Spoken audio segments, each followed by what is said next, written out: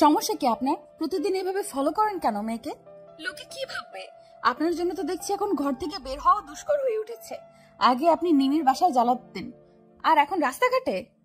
ইন্দুপ্রভার কথায় লোকটার মধ্যে কোনো ভাবান্তর হলো না, বরং লোকটা ইন্দুপ্রভার হাতে থাকা বাজারের ব্যাগটা নিজের হাতে নিয়ে ইন্দুপ্রভার হাত ধরে হাঁটতে লাগলো। ইন্দুপ্রভার রাগ সপ্তম আকাশে। এই লোক কিছুই বুঝে না, লোকজন কিভাবে আর চোখে তাকিয়ে আছে সেদিকে কি লক্ষ্য আছে তার? ইন্দুপ্রভা লোকটার থেকে নিজের হাত ছাড়ানোর চেষ্টা করতে লাগলো, কিন্তু ফলাফল শূন্য। বাড়ির মোড়ে আসতেই লোকটা ইন্দুপ্রভার হাত ছেড়ে দিয়ে বলে, নাও এখন বাসায় যাও। আর হ্যাঁ, বাসা থেকে একা একা বের হবা না, সাথে ছোট ভাই বা আন্টিকে নিয়ে আসবা। আর তা না হলে আমাকে ফোন দিবা। আমার ফোন নাম্বার আছে না তোমার কাছে? আরে ধুর, আমিও না থাকবে কি করে? কাল তো নতুন সিম কিনেছি, বাকি 10টা সিম তো তোমার ব্লক লিস্টে। এই তুমিও সিম চেঞ্জ করেছো তাই না? তাই তো বলি, নাম্বার বন্ধ কেন? ইন্দুপ্রভার মাথা ধরে গেল লোকটার বকবক শুনতে শুনতে। কোন কুলক্ষণে যে এই লোকের সাথে তার দেখা হয়েছিল। সেই 3 মাস ধরে লোকটা ইন্দুপ্রভাকে পাগল বানিয়ে ছাড়ছে। ইন্দুপ্রভা কোনো কথা না বাড়িয়ে বাজারের ব্যাগ নিয়ে বাসার দিকে যেতে যেতে বলে, আগে বাসায় যান, ডক্টর দেখান। দিনকে দিন আপনার পাগলামি বেড়ে চলছে। আপনার আম্মা জানলে কি হবে ভেবে দেখেছেন? পেছন থেকে তুহিন কিছুটা জোরে বলে ওঠে, আম্মা জানলে জানবে, সমস্যা কোথায়? আর হ্যাঁ, আমার মনের ডক্টর তো আপনি। একটু চিকিৎসা করে দেখুন তো এই হৃৎপিণ্ডটায় কি আছে যে সারাক্ষণ ইন্দুপ্রভা করে। ইন্দুপ্রভা দাঁড়িয়ে যায়। আপনার হৃৎপিণ্ডটায় আজ তো গোবর ভরা আছে, তাই ইন্দুপ্রভা করে। আর আসবেন না আমার সামনে। বারবার আপনার সামনে আসবো, আপনার বাসার সামনে এসে দাঁড়ায় থাকবো, আপনি পারলে আটকান। তুহিনের এমন গা ছাড়া কথা দেখে ইন্দুপ্রভার রাগ হলো। আপনার আম্মাকে কিন্তু আমি বলে দিব তার ছেলে শহর থেকে ডাক্তারি পড়ে গ্রামের মেয়েদের উত্ত্যক্ত করে। তুহিন ভ্রুকুটি করে জিজ্ঞেস করে, আমি আর কাকে উত্ত্যক্ত করছি? এই যে আমি আপনার বারণ করার পরেও আমার পেছন পেছন রোজ আসেন, বাসার সামনে দাঁড়িয়ে থাকেন। আপনার জন্য যে গ্রামের সবাই আমাদের দিকে আঙ্গুল তুলবে, এটা কি ভেবে দেখেছেন একবারও? তাহলে আমার আম্মাকে তোমাদের বাসায় পাঠাই। আপনার আম্মাকে আমাদের বাসায় পাঠাবেন কেন? কেন আবার বিয়ের দিন তারিখ ঠিক করার জন্য? আমি অবাক হচ্ছি, আপনার মতো পাগলকে ডাক্তার হবার জন্য সার্টিফিকেট কে দিল? আপনি হসপিটালের রোগী রেখে একটা মেয়ের পেছন দিনরাত পড়ে থাকেন, চাকরি চলে যাবে না? তোমায় কে বললো আমি রোগী না দেখে শুধু তোমার পেছনে পড়ে থাকি? রোগী দেখা শেষ করে তোমায় দেখতে আসি, আবার যখন সময় হয় তখন চলে যাই। এতে কি লাভ কিছু হচ্ছে? লাভ লোকসানের কথা এত ভাবলে হয় না, কখনো কখনো ক্ষতি করেও লাভ পাওয়া যায়। লাভ মিন্স লাভ। ক্ষতি হবে শুধু, লাভ কখনোই হবে না। ইন্দুপ্রভা থেকে পজিটিভ সাড়া কখনোই পাবেন না। তাই বলছি, অযথা আমার পেছন ঘোরা বাদ দিন। আমি কার পেছন ঘুরবো কি ঘুরবো না সেটা কি তোমার থেকে শুনে করতে হবে? পুচকি একটা মেয়ে, তার আবার এত কঠিন মন। পুচকিদের থাকে নরম সফট একটা মন। যাও বাসায় যাও। ইন্দুপ্রভা তপ্ত শ্বাস ফেলে বাসায় চলে আসে। তুহিন যতক্ষণ ইন্দুপ্রভাকে দেখা যায় ততক্ষণ তাকিয়ে থাকে। ইন্দুপ্রভা চোখের আড়াল হতেই তুহিন চলে আসে। ইন্দুপ্রভা বাসায় আসতেই তার মা মনোয়ারা বেগম মেয়ের হাত থেকে বাজারের ব্যাগটা হাতে নিয়ে বলে, এত দেরি হলো কেন রে ইন্দু? পাড়ার মোড়ে ছেলেগুলো কি আজকেও উত্ত্যক্ত করেছিল? ইন্দুপ্রভা বারান্দায় থাকা বেঞ্চে বসে উনা দিয়ে শরীরের ঘাম মুছতে মুছতে বলে, না না মা, এখন আর ছেলেগুলো উত্ত্যক্ত করে না, ভালো হয়ে গেছে। মনোয়ারা বেগম মেয়ের মাথায় হাত বুলিয়ে বলে, খুব কষ্ট হয় তোর, তাই না ইন্দু, এই সংসার চালাতে? আজ তোর বাবা বেঁচে থাকলে এত কষ্ট আমাদের করতে হতো না। ইন্দুপ্রভার মাথা থেকে মায়ের হাত সরিয়ে হাতের উল্টো পিঠে চুমু খেয়ে বলে, না মা, কোনো কষ্ট হয় না। মুখে যতই বলিস কষ্ট হয় না, আমি তো জানি, আমি তো মা, তোর মনের কষ্টটা তো বুঝি। সারাদিন স্কুলে ক্লাস করিয়ে আবার টিউশনি করানো, নিজের জন্য তো সময়ই নেই তোর। সময় নেই কে বলেছে? এই যখন সারাটা রাত তোমায় জড়িয়ে ধরে ঘুমাবো, এইটাই তো সারাদিনের ক্লান্তি এক নিমেষেই শান্তিতে পরিণত করে দিবে। আচ্ছা উঠ, যা ফ্রেশ হয়ে আয়, খাবার বাড়ছি, খেতে হবে তো। ইন্দুপ্রভা মাথা নাড়িয়ে গোসলখানায় যায়। গোসল করতে হবে, সারাদিনের ধুলো ময়লা সব উড়ে এসে শরীরে ভিড়েছে। এই স্মৃতি, দাঁড়াও তো, তোমার কাছে ইন্দুর নাম্বার আছে, দাও তো আমায়। হসপিটালে যাওয়ার পথে হঠাৎ রাস্তায় ইন্দুর ফ্রেন্ড স্মৃতিকে দেখে কথাটা বলে ওঠে তুহিন। স্মৃতি তুহিনকে দেখে স্মিত হেসে বলে, আসলে ভাইয়া, ইন্দুর নাম্বারটা আমার কাছে নেই। তুহিন দুহাত বুকে গুছে শটান হয়ে দাঁড়িয়ে বলে, দেখো স্মৃতি, মিথ্যা বলো না। জানো না মিথ্যা বলা মহাপাপ? তোমার মতো এত সুইট মেয়ে মিথ্যা বলবে আমি কল্পনা তো ভাবতে পারিনি। ভাইয়া, ইন্দু আপনাকে তার নাম্বার দিতে না করেছে। যদি জানে আমি আপনার নাম্বার দিয়েছি তাহলে আমার সাথে ফ্রেন্ডশিপ নষ্ট করে দেবে ইন্দু। আরে ছোট প্যাকেট জানবে না, তুমি দিয়ে যাও। ইন্দু বুঝতে পারবে না যে নাম্বার তুমি দিছো। সত্যি তো ভাইয়া? সত্যি। 0179 এটা ইন্দুর নাম্বার। ভাইয়া, ইন্দু যেন ক্ষমা করে ট্রেন না পায় আমি দিছি। নিশ্চিন্তে বাড়ি যাও, চিল করো, ইন্দু জানবে না। আচ্ছা ভাইয়া, আমি আসি। তুহিন নাম্বারটা ইন্দু প্রভা লিখে ব্ল্যাক ইমোজি দিয়ে সেভ করে। এবার চালাতে পারবে ফোন দিয়ে। আর যদি এই নাম্বার ব্লক করছে তাহলে সোজা বাসায় গিয়ে ইচ্ছে মতো বকে আসবে হার্টলেস মেয়েটাকে। কি রে, তুই কই? রাত তো অনেক হলো, বাসায় আসবি কখন? হসপিটালে নিজের কেবিনে বসেছিল তুহিন। মায়ের ফোন আসতেই ফোন রিসিভ করে কানে নিতেই কথাটা বলে ওঠে তনয়া বেগম। তুহিন কাদের সাথে ফোন চেপে এক হাত দিয়ে ফাইল চেক করতে করতে বলে, মা তুমি খেয়ে ঘুমিয়ে পড়ো, আসতে লেট হবে, আর দরজা লাগিয়ে ঘুমিয়ে পড়ো। আমার কাছে এক্সট্রা চাবি আছে যাওয়ার জন্য। প্রতিদিন রাতে এত লেট করিস কেন বলতো? চিন্তা হয় বাপ, বিয়েটি করে নে, আর এই চিন্তা থেকে মুক্তি দে আমায়। আশ্চর্য মা, আমি এখনো ছোট, বিয়ের বয়স হয়নি, আর তুমি বিয়ের কথা বলছো? এটা কোনো কথার কথা বললা তুমি? মারবো এক চট। বিয়ের বয়স হয়নি বলে ছেলে। এই শোন, তোর যেই বয়স তখন তোর বাপ এক বাচ্চার বাপ ছিল। হয়েছে মা, রাখো, আমার কাজ আছে, তুমি খেয়ে ঘুমাই পড়ো। কথাটা বলে তুহিন ফোন কেটে দেয়। ফোনের স্ক্রিনে মায়ের নাম্বারের নিচে ইন্দুর নাম্বার দেখে কোনো কিছু না ভেবে ফোন দিয়ে ফেলে। ইন্দু প্রভা ব্যালকনির রেলিংয়ে দু হাত ভর দিয়ে রাতের আকাশে জলজল করতে থাকা তারাগুলোর দিকে তাকিয়ে আছে। জীবনের হিসাব মিলছে না তার। জীবন তাকে কোথায় থেকে কোথায় নিয়ে আসলো 2 বছরের মাথায়। যেই মেয়ে কষ্ট কি সেই জিনিসটাই বুঝতো না, আর সেই মেয়ে আজ পুরো সংসারের বোঝা মাথায় নিয়ে চলে।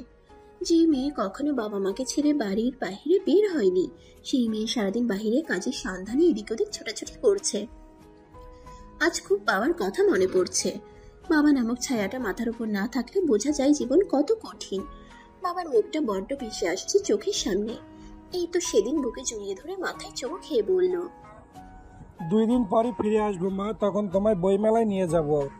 2 দিন চলে গেল, বাবাও ফিরে আসলো, কিন্তু জীবিত নয়, মৃত। নানি অ্যাক্সিডেন্ট কেড়ে নিল একটা সুখী পরিবারের সব সুখ এক মুহূর্তে। কথাটা মনে পড়তেই শরীর কেঁপে উঠল ইন্দুর। গলা ধরে আসলো, চোখ বেয়ে গড়িয়ে পড়লো কয়েক ফোঁটা অশ্রু। রাত অনেক হয়েছে, কাল যেতে হবে স্কুলে। কথাটা চট করে মাথায় আসতেই রুমের দিকে পা বাড়াতেই হাতে থাকা ফোনটা বেজে উঠে ইন্দুর। ফোনের স্ক্রিনে অচেনা নম্বর দেখে আর রিসিভ করলো না। পরপর 2 বার ফোন আসায় ফোনটা রিসিভ করে কানে নিতেই ওপাশ থেকে গম্ভীর কণ্ঠ ভেসে আসলো, ঘুমাওনি নিশ্চিত? তাহলে ফোন ধরতে এত দেরি হলো কেন? কিন্তু প্রভা কানের থেকে ফোনটা সামনে এনে নাম্বারটা ভালো করে দেখে লোকটা তার নাম্বার কোথায় পেল আবার।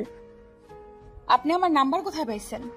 প্রশ্নকারী যখন প্রশ্ন করে তখন উত্তর দিতে হয়, পাল্টা প্রশ্ন করতে হয় না। টিচার হয়েও এই কথাটা জানো না? না, জানি না। নাম্বার কই পাইছেন? আপনার জ্বালায় অতিষ্ঠ আমি, বুঝতে পারেন না? আর কখনো ফোন দিবেন না বলে রাখলাম। এভাবে কথা বলো কেন? একটু সফটলি কথা বলো, আবেগ দিয়ে। আমার মনে এত আবেগ নাই, বুঝছেন? ফার্দার আর কল দিবেন না। অবশ্যই কল দিব। এবার যদি নাম্বার ব্লক করছো তো দেখো কি করি। কি করবেন? বেশি কিছু না, তোমার বাসায় গিয়ে তোমার ফোনটা হাতে নিয়ে ব্লকটা ছুটাই আসবো, আর তোমার আম্মুকে জিজ্ঞেস করবো তোমার কথা এত তিতে কেন, ছোটবেলায় মুখে মধু কেন দেয়নি। পাগল আপনি। আপনার মতো পাগলের সাথে কথা বললে আমিও পাগল হয়ে যাব। রাখেন ফোন। তুহিন ফোনটা কানে নিয়ে কেবিনের জানালার পাশে দাঁড়িয়ে আকাশে থাকা চাঁদটার দিকে তাকিয়ে থমথমে গলায় বলে, পাগল? ছেলেটাকে সামলাও না হিন্দু, সে যে দিনকে দিন পাগল হয়ে যাচ্ছে তোমার জন্য। চোখে কি দেখো না তোমার জন্য আমার মনে সঞ্চিত হওয়া ভালোবাসা? এত অবুঝ কেন তুমি? একটু বুঝো আমায়। দেখুন তুহিন, আপনি শুধু শুধু সময় নষ্ট করছেন। আমি আপনাকে ভালোবাসতে পারবো না, কতবার বলেছি, বোঝেন না কেন? আপনি তো ছোট বাচ্চা নন। আমার থেকেও বেটার সুন্দর শিক্ষিত মেয়ে ডিজার্ভ করেন। এই মেয়ে, আমি কখনো বলছি তোমার থেকে বেটার সুন্দর শিক্ষিত মেয়ে চাই? আমার শুধু এই ইন্দুপ্রভাকে চাই, তার মন আমি ঠিক জয় করে নিব। ভালোবেসেছি তোমায় ছেড়ে দেওয়ার জন্য নয়, বুঝলে?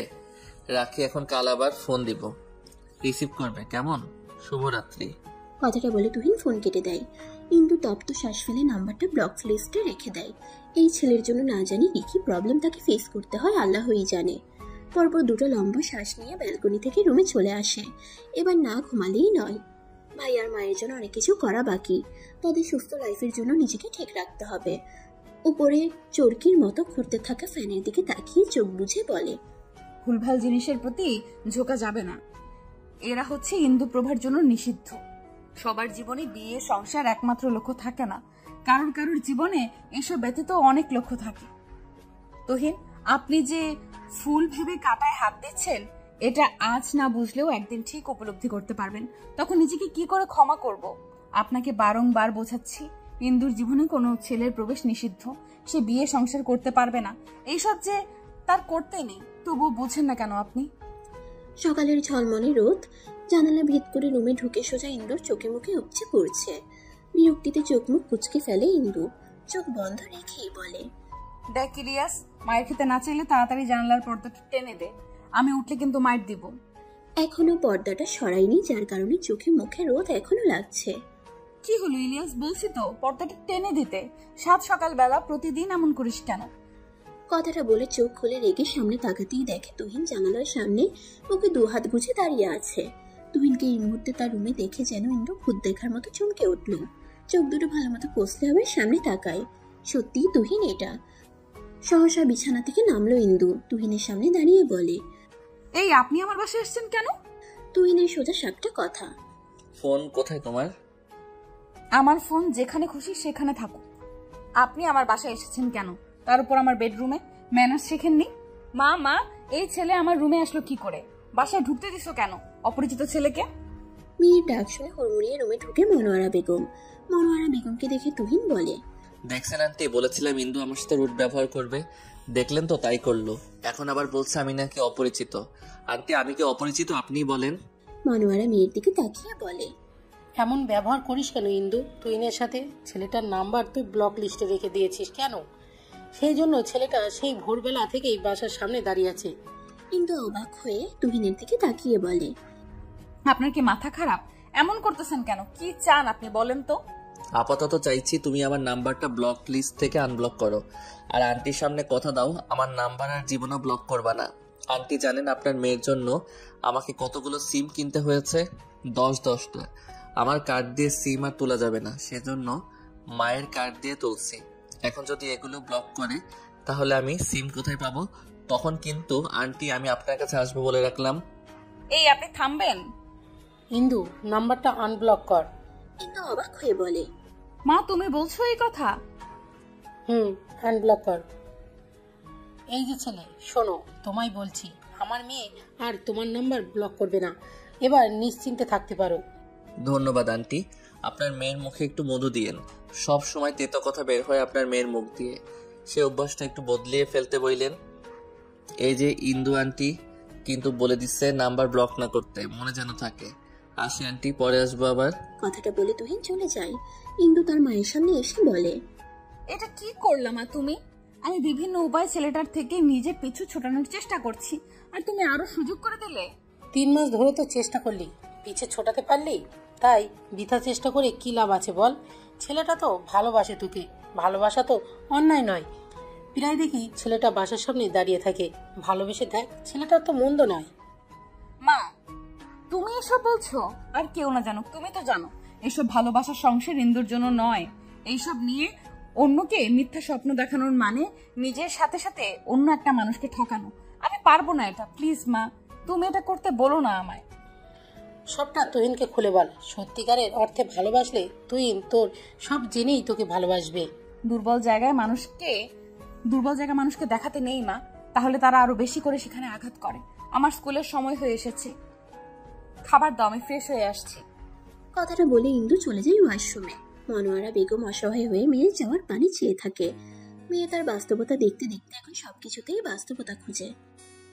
একটা মেয়ের পেছনে আর কত ঘুরবি তুই? এখন যা শুরু করেছিস সেটাকে তো ছ্যাঁচড়ামি বলে তুহিন। মেয়েটা তোকে ভালোবাসবে না, বুঝিস না কেন? হসপিটালে নিজের কেবিনে বসেছিল তুহিন। হঠাৎ এমন কথা শুনে সামনে তাকিয়ে দেখে তার ফ্রেন্ড নীলা। ব্রুকুচকে বলে, নক করে আসতে হয় জানিস না? নীলা তুহিনের সামনে গিয়ে বলে, না জানি না, তুই যা শুরু করেছিস এবার অন্তত থাম। কি শুরু করছি? 3-3টে মাস ধরে একটা মেয়ের পেছনে পড়ে আছিস, এবার মেয়েটাকে রেহাই দে। ও ছাড়া কি আর মেয়ে নেই দুনিয়ায়? ওকেই পছন্দ করতে হলো তোর? আমি কাকে পছন্দ করব না করব সেটা তোর দেখার বিষয় না, কাজে ফোকাস কর। সেম টু ইউ, কাজে ফোকাস কর, ওই মেয়ের পেছনে না ঘুরে। ওই মেয়ে কি? ওর নাম আছে, নাম ধরে ডাকতে না পারলে ওই মেয়ে ও বলবি না। মাথাটা একদম খেয়ে ফেলেছে ওই মেয়ে, ওই ইন্দুপ্রভা, তাই না? এর জন্যই ফ্রেন্ডদেরকে সময় দিতে পারিস না। সকাল সন্ধ্যা তোর জন্য আমরা ওয়েট করেছিলাম, রেস্টুরেন্টে তুই না এসে কি করলি? ইন্দুর কাছে চলে গেলি। বাহ, আমি আগেই বলেছিলাম যেতে পারবো না। কেন যাবি না? ওর মধ্যে কি এমন আছে যা আমার মধ্যে নেই? মার শব্দে হাসলো তুহিন। এই তো লাইনে এসেছিস, ইন্দুর সাথে কখনো নিজেকে কম্পেয়ার করিস না। ইন্দুকে কারোর সাথে কম্পেয়ার করা যায় না, সে আমার, ইন্দু একান্তই আমার। আর তোকে আগেও বলেছি, তুই জাস্ট ফ্রেন্ড আমার, এর থেকে বেশি আমার কাছে কিছু আশা বা এক্সপেকটেশন রাখিস না। সবুজ তোকে খুব ভালোবাসে, ছেলেটাকে বোঝার চেষ্টা কর। আমিও তো তোকে ভালোবাসি, আমাকে একটু বোঝার চেষ্টা কর। আমি ইন্দুকে ভালোবাসি। আর আমি তোকে? তুই যদি এমন করতে থাকিস, নীলা সত্যি হসপিটালটা ছাড়তে হবে আমার। আমি চাই না তোর সাথে খারাপ ব্যবহার করতে, আশা করি তুই চাইবি না আমি হসপিটালটা ছেড়ে চলে যাই। কথাটা বলে তুহিন কেবিন থেকে বেরিয়ে যায়। একটা অপারেশন আছে, অপারেশনটা তার হাতেই হবে, সেজন্য প্রিপেয়ার্ড হতে হবে। নীলা তুহিনের যাওয়ার পানে তাকিয়ে থাকে, অজান্তেই দুফোঁটা অশ্রু গড়িয়ে পড়ল গাল বেয়ে। আমরা এমন মানুষকে ভালোবেসে ফেলি যার মনে অন্যের বসবাস থাকে। ভালোবাসার এত কষ্ট কেন? এত পীড়া দেয় কেন? সহ্য হয় না। আজ স্কুল অন্যান্য দিনের চাইতে তাড়াতাড়ি ছুটি দেওয়া হয়েছে, কাল এক্সাম সিট ফেলবাবে, সেজন্য ইন্দু স্কুল থেকে বেরিয়ে সোজা নিমির বাসায় চলে যায়। নিমি এবার ক্লাস 5-এ পড়ে। নিমিদের বাসায় গিয়ে কলিং বেল বাজাতেই নিমির মা দরজা খুলে দেয়। ইন্দু সৌজন্যের একটা হাসি দিয়ে বলে, নিমি কোথায়? নিমির মা নীলিমা এসে বলে, সে তোমার জন্য পড়ার টেবিলে বসে অপেক্ষা করছে। ইন্দু নিমির রুমে ঢুকে দেখে নিমি খুব মনোযোগ সহকারে কিছু একটা আঁকার চেষ্টা করছে। ইন্দু এগিয়ে গিয়ে দেখে নিমি তার ম্যামকে আঁকার চেষ্টা চালাচ্ছে। ইন্দু হেসে নিমির থেকে ড্রয়িং খাতাটা নিয়ে বলে, নিমি, আমি দেখতে কি এমন? নিমি উৎফুল্ল নিয়ে বলে, ম্যাম, সুন্দর হয়েছে না? অনেক সুন্দর হয়েছে, তবে আমার পাশে এই লোকটা কে? নিমি ড্রয়িং খাতাটা ইন্দুর হাত থেকে নিয়ে বলে, এটা তো তুহিন ভাইয়া। মুহূর্তে ইন্দুর মুখে রাগ স্পষ্ট হলো। ড্রয়িং খাতাটা শব্দ করে বন্ধ করে বলে, বই বের করো।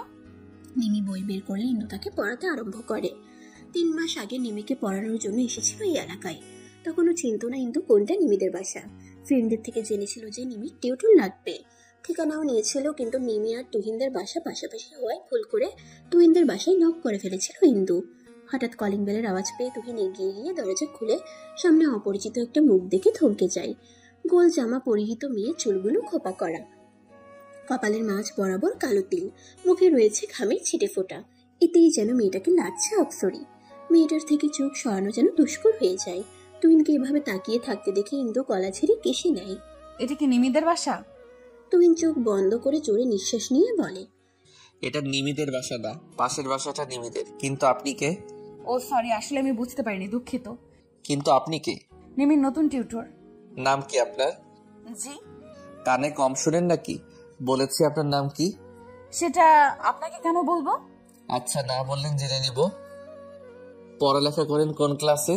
ইন্দুর রাগ উঠে গেল। লোকটা এত কথা জিজ্ঞেস কেন করছে?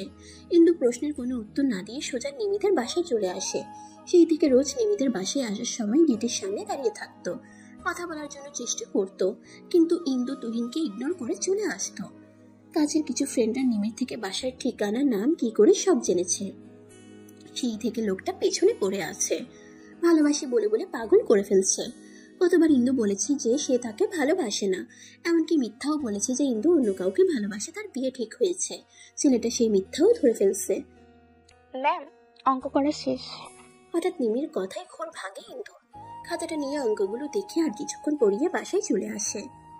আজকাল তোকে এত অন্যমনস্ক লাগে কেন তুহিন? কিছু হয়েছে? তুহিন ডাইনিং টেবিলে বসে ভাত না খেয়ে অনেকক্ষণ যাবৎ ভাতের প্লেটে হাত নাড়াচ্ছিল। সেটা দেখে তুহিনের মা তনয়া বেগম কথাটা বলে ওঠে। তুহিন মায়ের দিকে তাকিয়ে বলে, আচ্ছা মা, তোমার ইন্দুপ্রভাকে কেমন লাগে? তনয়া বেগম ভ্রুকুটি করে বলে, নিমির টিউটর? বেশ ভালোই তো মেয়েটা, গোছগাছ পরিপাটি, কিন্তু তুই হঠাৎ ইন্দু বাবার কথা বলছিস কেন? তাকে তোমার ছেলের বউ করলে কেমন হবে? তনয়া বেগম আশ্চর্য হয়। মানে কি, ইন্দু বাবাকে তুই বিয়ে করতে চাইছিস? মা, আই থিঙ্ক তোমার আপত্তি থাকার কথা নয়। আমার আপত্তি নেই। তাহলে মা, ইন্দুর বাসায় প্রস্তাব নিয়ে যাও। সে না হয় যাব, কিন্তু কোনো কিন্তু নয় মা, দেখতেছো তো আমি ঠিক মতো খাওয়া দাওয়া করি না, অন্য মনস্ক হয়ে থাকি, তুমিই তো বললা। দেখো, চোখের নিচে মেয়েদের মতো ডার্ক সার্কেল হয়ে গেছে। তুমি তো সেদিন বললা বিয়ে দিবা, তাহলে? আচ্ছা বাপ, আমি কালই যাব ইন্দুর বাসায়। শুধু গেলেই হবে না মা, ইন্দুকে রাজিও করাতে হবে তোমার। সে কি, আমি কেন রাজি করাবো? ইন্দু আমায় বিয়ে করতে রাজি না মা, তুমি তাকে বোঝাবা, রাজি করাবা। আমি কিন্তু ইন্দুকে না পেলে দেবদাস হয়ে যাবো মা, তখন কিন্তু কেঁদে কেটেও আমায় রোমিও বানানো যাবে না। আচ্ছা আমি দেখছি, তুই আগে খেয়ে নে। আসসালামু আলাইকুম ভাবি, আমি তুহিনের মা, চিনেন তো তুহিনকে? মনোয়ারা বেগম সালামের জবাব দিয়ে সৌজন্যমূলক হাসি উপহার দিয়ে দরজা ছেড়ে সরে দাঁড়ায় তুহিনের মাকে ভেতরে ঢুকতে দেওয়ার জন্য। তুহিনের মা ভেতরে ঢুকে। মনোয়ারা বেগম তনয়া বেগমকে সোফায় বসতে বলে কিচেন রুমে গিয়ে হালকা নাস্তার ব্যবস্থা করতে নিলে তনয়া বেগম বাধা দেয়। মনোয়ারা বেগমের হাত ধরে বলে, আপা, আপনার সাথে আমি কিছু কথা বলতে এসেছি। বলুন, কি কথা আপা? তনয়া বেগম কিভাবে শুরু করবেন বুঝতে পারছেন না। বেশ খানিকটা সময় হাঁসফাঁস করে বলে, আপা, ইন্দু বাবাকে আমি আমার তুহিনের জন্য নিতে চাইছি, আপনি প্লিজ অমত করবেন না? মনোয়ারা বেগম আন্দাজ করেছিলেন যে তনয়া বেগম এমন কথাই বলবেন, কিন্তু এই কথার প্রেক্ষিতে মনোয়ারা বেগমের কি বলা উচিত সেটা তার সত্যিই জানা নাই। অতঃপর কিছু বলার জন্য উদ্যত হলে রুম থেকে ইন্দু বেরিয়ে এসে বলে, মাফ করবেন আন্টি, আপনার ছেলেকে বিয়ে করা আমার পক্ষে সম্ভব নয়। আপনার ছেলেকে আগেই বলে দিয়েছি, তবুও যে কেন বেহায়ার মতো আপনাকে পাঠালো আমার মাথায় আসছে না। কথাটা তনয়া বেগমের গায়ে লাগলেও ছেলের জন্য শুয়ে নিল। মুখে হাসির আভা ফুটিয়ে বলে, আমার ছেলেকে বিয়ে করতে তোমার অসুবিধা কোথায় ইন্দু? একটা ছেলেকে বিয়ে করতে হলে যা যা গুণ থাকা লাগে সে সবই তো আমার ছেলের আছে। ইন্দু তনয়া বেগমের দিকে তাকিয়ে গম্ভীর কণ্ঠে বলে, আপনার ছেলেকে আমার পছন্দ না আন্টি, আপনি প্লিজ এটা নিয়ে আর বাড়াবাড়ি করবেন না। আপনার ছেলেকে আমি বিয়ে করব না। আই হোপ আপনি আপনার ছেলেকে বোঝাবেন আমাকে যেন আর বিরক্ত না করে, কারণ ব্যবহারেই বংশের পরিচয় আন্টি। আশা করি বুঝতে পারছেন কি মিন করছি। তনয়া বেগম তব্দা খেয়ে যায়। আমার ছেলেকে কেন পছন্দ না তার একটা রিজন দাও ইন্দু। যদি যুক্তিসঙ্গত হয় তাহলে আমি তোমায় কথা দিচ্ছি আর কখনো আমার ছেলে তোমার সম্মুখে আসবে না। ইন্দু ভড়কে যায়, কি রিজন দিবে? তখন যথেষ্ট ভালো ছেলে, তাকে অপছন্দ করার রিজন নাই বলতে গেলে। ইন্দুকে চুপ থাকতে দেখে তনয়া বেগম ফের বলে উঠে, কি হলো, চুপ হয়ে গেলে যে? রিজন দাও। ইন্দু তার মায়ের দিকে একবার তাকিয়ে ফের তনয়া বেগমের দিকে তাকিয়ে বলে, আন্টি রিজন নেই, আমার কাছে এটা সত্যি, কিন্তু ফোর্স করে তো আর সংসার বিয়ে হয় না। আমি মন থেকে আপনার ছেলেকে বিয়ে করতে চাইছি না। আপনি তো চাইবেন না আপনার ছেলের বৈবাহিক জীবনে অসুখী থাকুক। আপনি অন্য কোনো মেয়ে দেখুন আপনার ছেলের জন্য। আমি পারবো না আপনার ছেলেকে বিয়ে করতে। কথাটা বলে ইন্দু নিজের ঘরে চলে আসে। তনয়া বেগম মনোয়ারা বেগমের দিকে তাকাতেই মনোয়ারা বেগম বলে ওঠে, আপা, তুহিনকে আমার মেয়ের জামা হিসেবে ভালোই লাগে, কিন্তু ভালো শুধু আমার লাগলে তো চলবে না, সংসার তো করবে আমার মেয়ে। সে যদি এখন বিয়ে করতে না চায় তাহলে আমি তো জোর করতে পারি না। আপনার কথায় সম্মত পোষণ করছি আমি আপা, কিন্তু আমার ছেলেটা তার বাবা মারা যাওয়ার এতগুলো বছর পর মুখ ফুটে এই প্রথম কিছু চেয়েছে আমার কাছে। আমি আশ্বস্তও করেছি ইন্দুকে রাজি করাবো, কিন্তু আপনার মেয়ে তো রাজি হচ্ছে না। আপা, সময় দিন আরো দুজনকে, আমি চেষ্টা করব ইন্দুকে রাজি করানোর। আপা, একটু দেখবেন এই ব্যাপারটা। আজ আসি। কথাটা বলে তনয়া বেগম উঠে চলে যায়। মনোয়ারা বেগম ইন্দুর ঘরে গিয়ে দেখে ইন্দু ব্যালকনিতে বসে আছে। মনোয়ারা বেগম এগিয়ে গিয়ে ইন্দুর কাঁধে হাত রাখতে ইন্দু তড়িঘড়ি করে মা হাত দিয়ে চোখের কোণে লেগে থাকা অশ্রু মুছে ফেলে। মনোয়ারা বেগম ইন্দুকে নিজের দিকে ঘুরিয়ে বলে, আর কত অশ্রু লোকানোর চেষ্টা করবি? ভালোবেসে ফেলেছিস ছেলেটাকে, স্বীকার করে নিচ্ছিস না কেন? ইন্দু মনোয়ারা বেগমের থেকে নিজেকে ছাড়াতে ছাড়াতে বলে, আমি কেন অশ্রু লুকানোর চেষ্টা করব? আমি ছেলেকে আমি ভালোবাসি। নাইস জোকস মা। মনোয়ারা বেগম স্মিত হাসে, মেয়ের মুখের দিকে তাকিয়ে বলে, মাকে মিথ্যা বলাও শিখে গেছিস? আমি তোর মা হই, তুই না। জন্ম আমি তোকে দিয়েছি, তুই না। কোনটা সত্যি বলছিস আর কোনটা মিথ্যে সেটা আমি খুব ভালো করেই টের পাই। ভালোবাসা অপরাধ না ইন্দু, ছেলেটা তোকে ভালোবাসে, ভালোবেসে বিধায় তার মাকে আজ বিয়ের প্রস্তাব দিয়ে পাঠিয়েছে। ইন্দু তাচ্ছিল্যের সুরে বলে, সত্যিটা জানলে মা কখনো আর তার মাকে পাঠাতো না। ভালোবাসা তখন জানলা দিয়ে পালাতো। সবাই এক নাই ইন্দু, তুহিনকে বলে দেখ বিষয়টা। ইন্দু কাটকাট গলায় বলে, কোনো দরকার নেই মা। তাহলে কি এভাবেই চলতে থাকবে জীবন? যেভাবে চলছে চলুক না মা, যখন জীবনের মোড় আসবে তখন আপনা আপনি জীবন থেমে যাবে। মনোয়ারা বেগম ইন্দুর দুগাল ধরে বলে, এভাবে জীবন চলে না মা।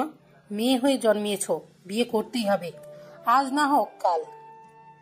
ইন্দু তার গাল ধরে রাখা মায়ের হাত দুটোর উপর হাত দিয়ে ছলছল চোখে বলে, যে মেয়ে না তার আবার কিসের সংসার, কিসের বিয়ে মা? ভুলে গেছো আমি একটা।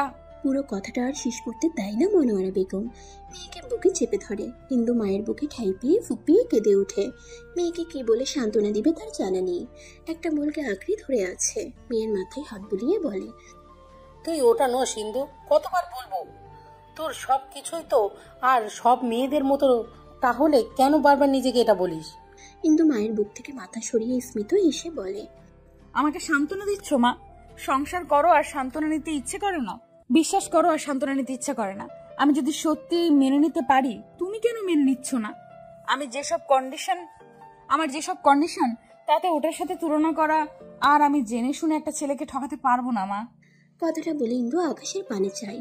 পাশের রুম থেকে হঠাৎ ইলিয়াসের ডাক আসতেই মনোয়ারা বেগম শাড়ির আঁচল দিয়ে চোখের পানি মুছে মেয়ের পানি চিয়ে চলে যায়।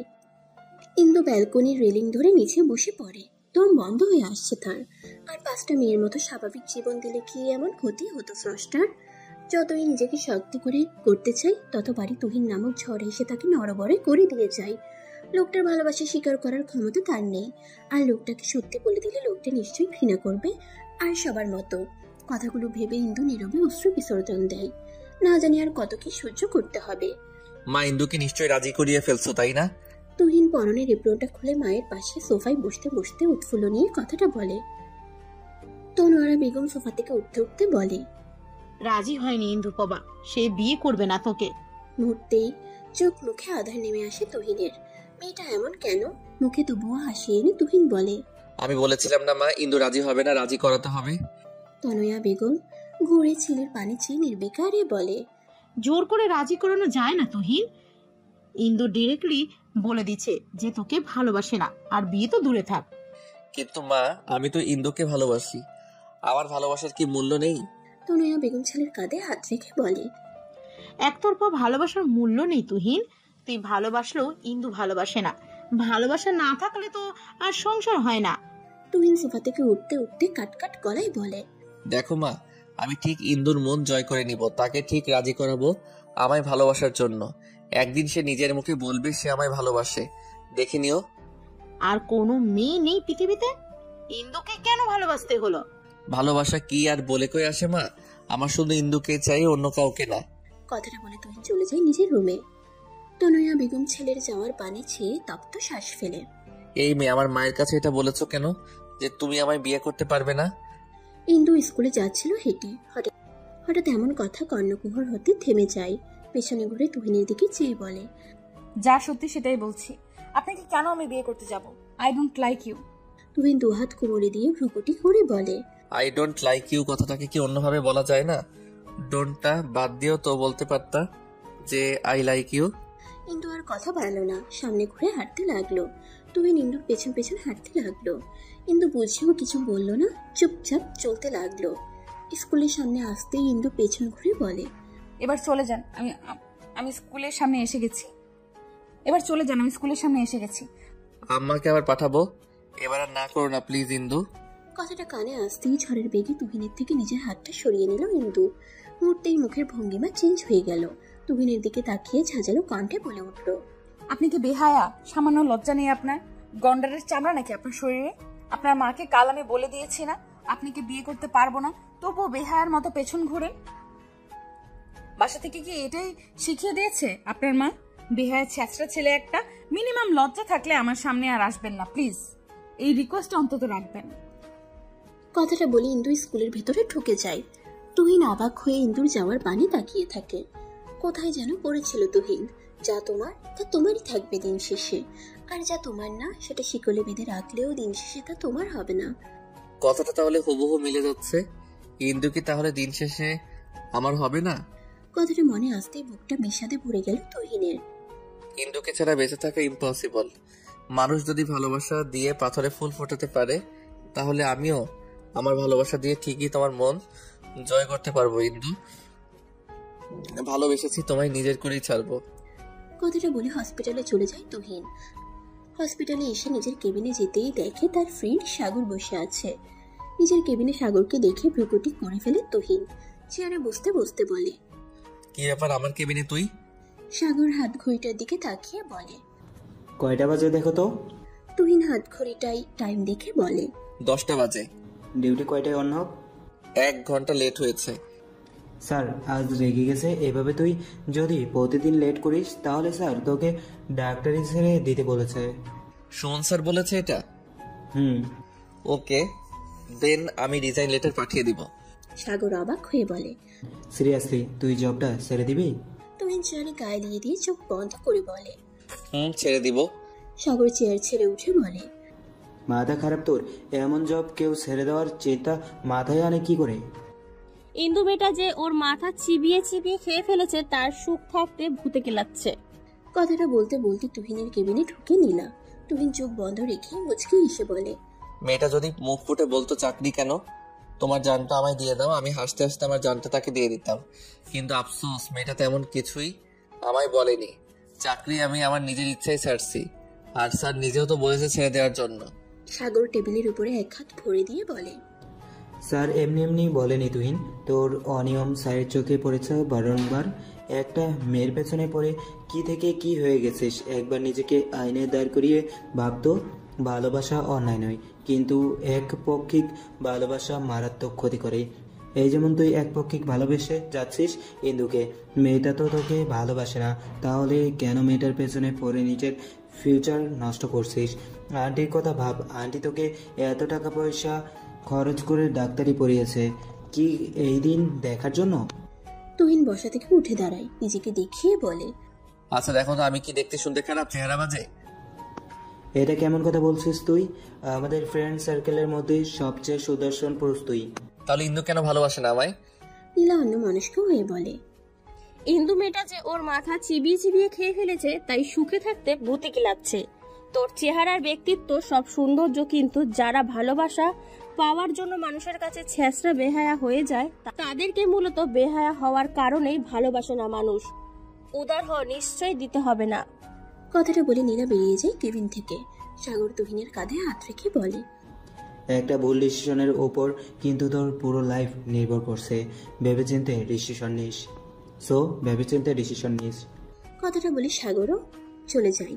তুহিন তপ্ত শ্বাস ফেলে। কেউ কারো পরিস্থিতি বুঝতে পারে না যতক্ষণ না সেই ব্যক্তি অপর ব্যক্তির মতো সেম পরিস্থিতিতে পড়ে। বিকেলের দিকে আকাশটা কালো মেঘে ঢেকে আছে।